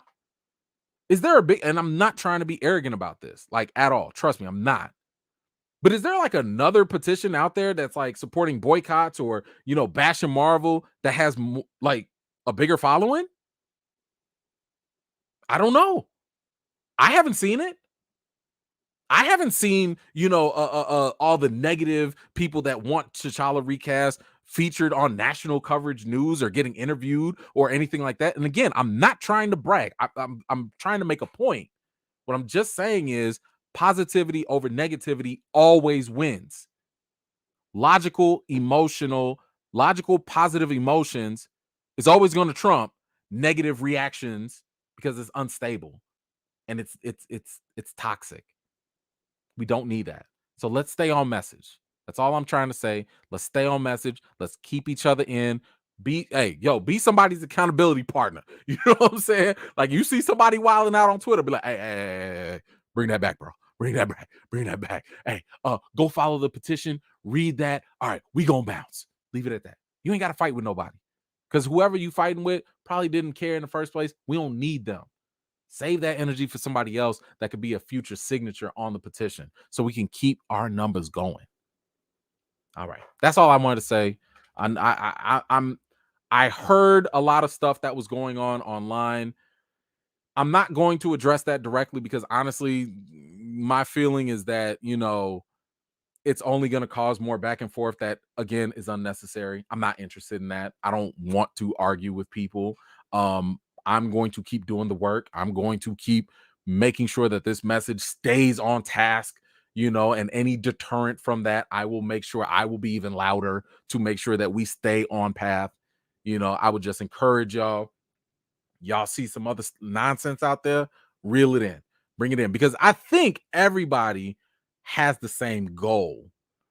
But if we start diverging and going in different paths, that's the number one way we're going to fail.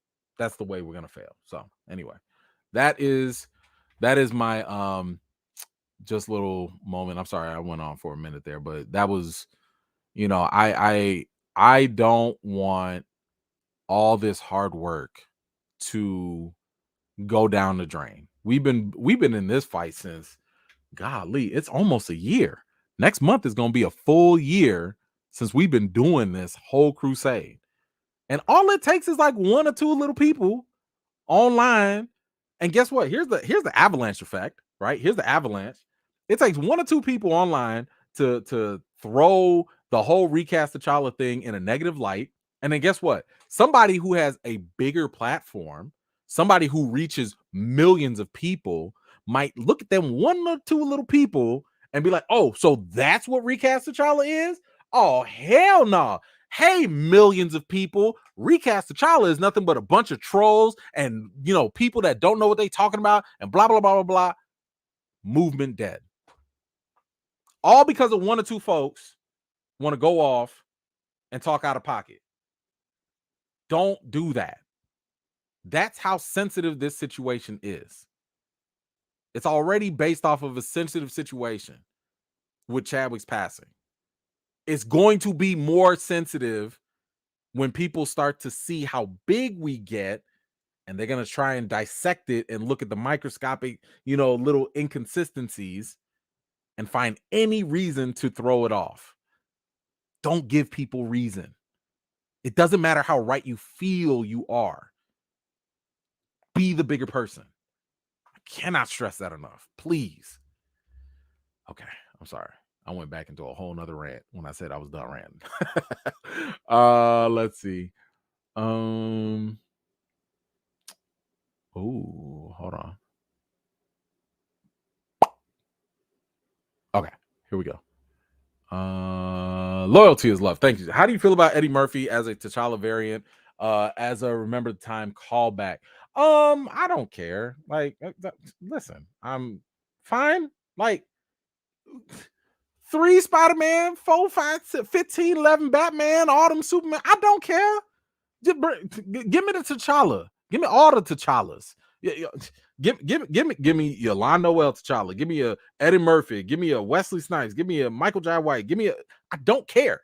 All of them. Yes. I want T'Challa. More T'Challas. All of them. Please. Let's go. If that answers your question. All of them. Let's see. Marsha Reese, did you see Karen Hunter ask Damson about it? No, I did not. Did she? Damson Idris, I'm assuming. I did not. I gotta go look at her page and see. Did he respond? I hope he did. Ooh. about to go check that out now.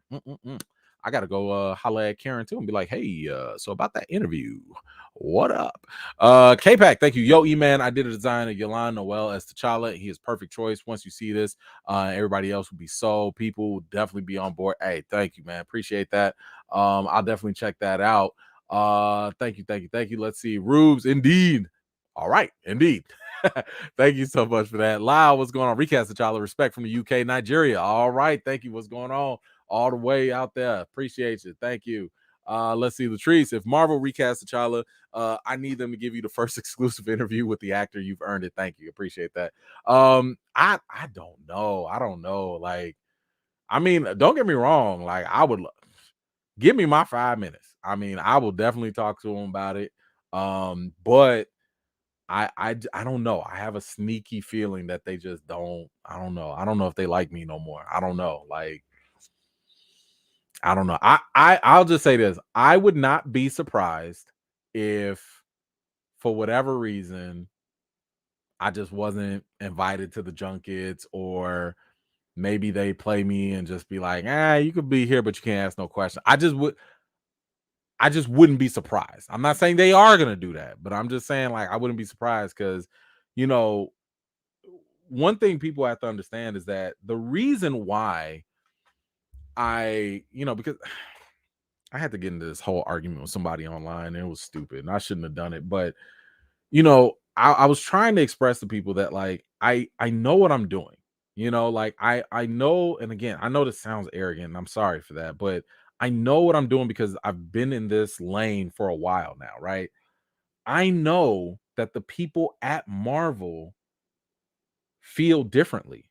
Like, they feel like retiring Chadwick's character is ideal. They think that's a great idea. When and I was told this, that when Chadwick passed away, everyone in the office at Marvel was sad, crying. So for me, when I was sitting here thinking about all of that stuff, I was like, you don't argue with someone who's emotionally attached to something with negativity. That's not how you do that. You have to do it from a place of love. You have to do it from a place of respect, because I respect their feelings too. A lot of them don't probably agree with Recast Tchalla, and I get it, because they have a different emotional attachment to it. So, like I said, you can't argue with love.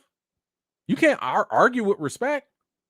So when I crafted this whole campaign and the message and all of that, I crafted it in a position, in a way, so that way they can't look at it as being antagonistic. I'm not trying to, I know the message is kind of counter to what you're saying, but we're just coming from a different perspective. We're coming from, we both care about Chadwick. We both care about the Black Panther franchise. We both care about Marvel Studios and story. We're on the same team. We just have a difference of opinion, but I don't know how that's going to translate with publicity, PR. But don't be surprised. I don't know.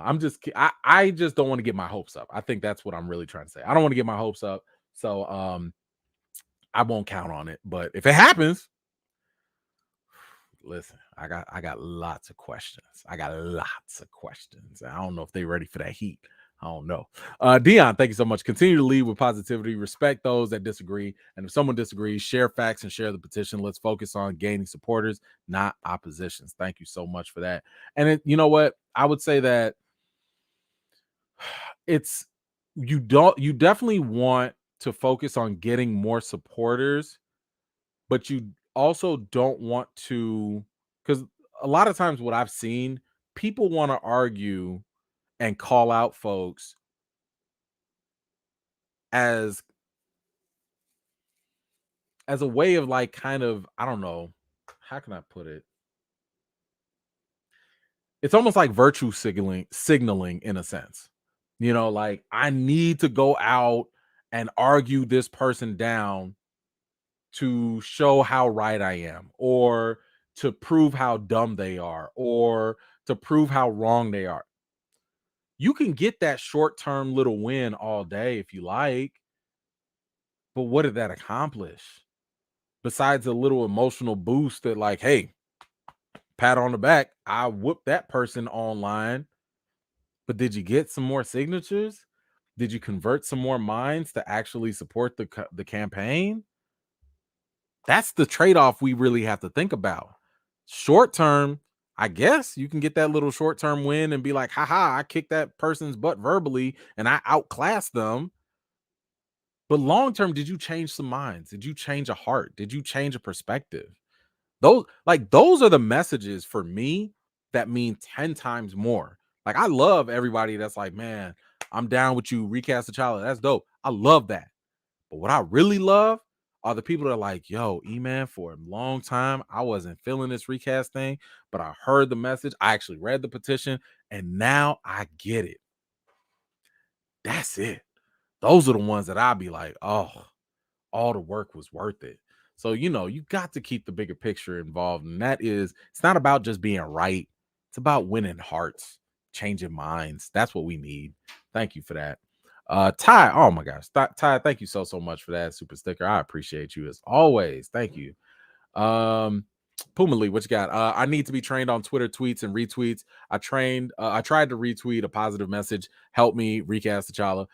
Yeah, I think, as long as you follow a bunch of us, a lot of us are online. Hey, look, click on recast Tchalla. I'm pretty sure that most of it are from the recast fam. I'm pretty sure any one of us will always be happy to help you out. But honestly, all you got to do is just type recast Tchalla. Type hashtag recast Tchalla. That's it. That's really it, and then there's this little square button with like arrows on every tweet. That's how you retweet. Just hit retweet, and then there you go. It automatically shares it for you. But we got you. Thank you so much for that, Puma. Let's see who else. I am Doom. Just saw the 96,000 subscribers. Just want to say congrats, fam. Well deserved. Oh, thank you so much. I'm like, on the petition? No, that was for the YouTube channel. Thank you for that. I appreciate that. Road to 100K, man. It's slow, but we getting there. We gonna get there. Thank you so much for that. Aqua, what you got? Yaya, Yalan, Noel, or Damson, Idris for BP. All of the above. All yes to your answer. Yes, I don't care. Yes, all of them. I'm telling y'all. We're not in a position to get the luxury of picking people yet. Now, I'm not saying don't. I'm just saying I'm fighting to keep this dude alive. I'm fighting to keep this story going. I can't skip that and just be like, oh, these are the people that need to be the part. We bring up all these other actors just to prove to people, because the people that are like, can't nobody else play it but Chadwick. No, we bring up those other actors to be like, other black actors exist and they are talented. But we can't like pick right now. Marvel ain't make no announcement that they were gonna actually pick someone. So, in the meantime, we still gotta fight just to keep him alive.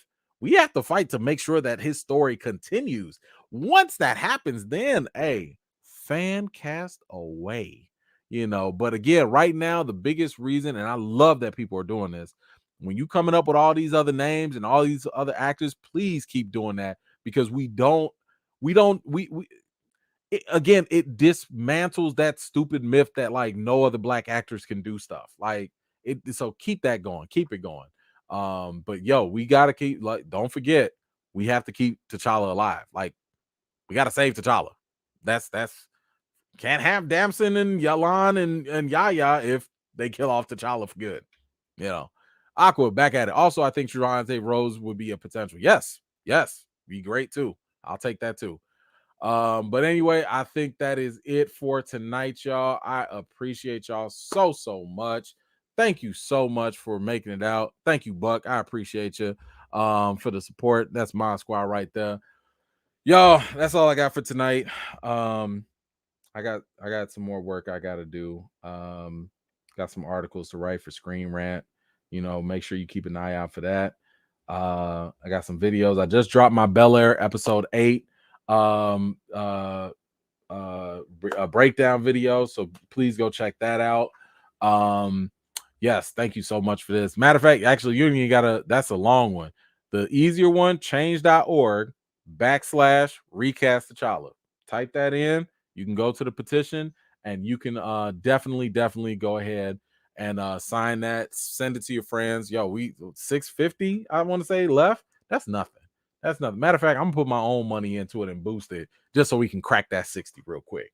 But yes, so appreciate y'all so much for everything.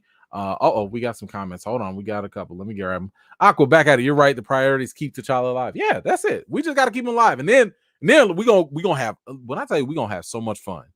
Fan casting all day. We do it with James Bond. We do it with Batman. All that. We gonna do it with Tchalla, but we need to keep him alive. Thank you for that. Appreciate you, my man Denny. What's going on? I just made it. I'll watch the replay. I'm here now. Recast Tchalla, save Tchalla. Thank you, Denny. Appreciate you. Enjoy the rewatch. Always a blast to have you on here. But yes, thank you so much. The Karen interviews on it. Hey, I'm about to go check that out. Thank you for that, Marshall. I'm about to go check that out. Appreciate you as well. I need to go check that out. All right, y'all. Y'all have a good weekend.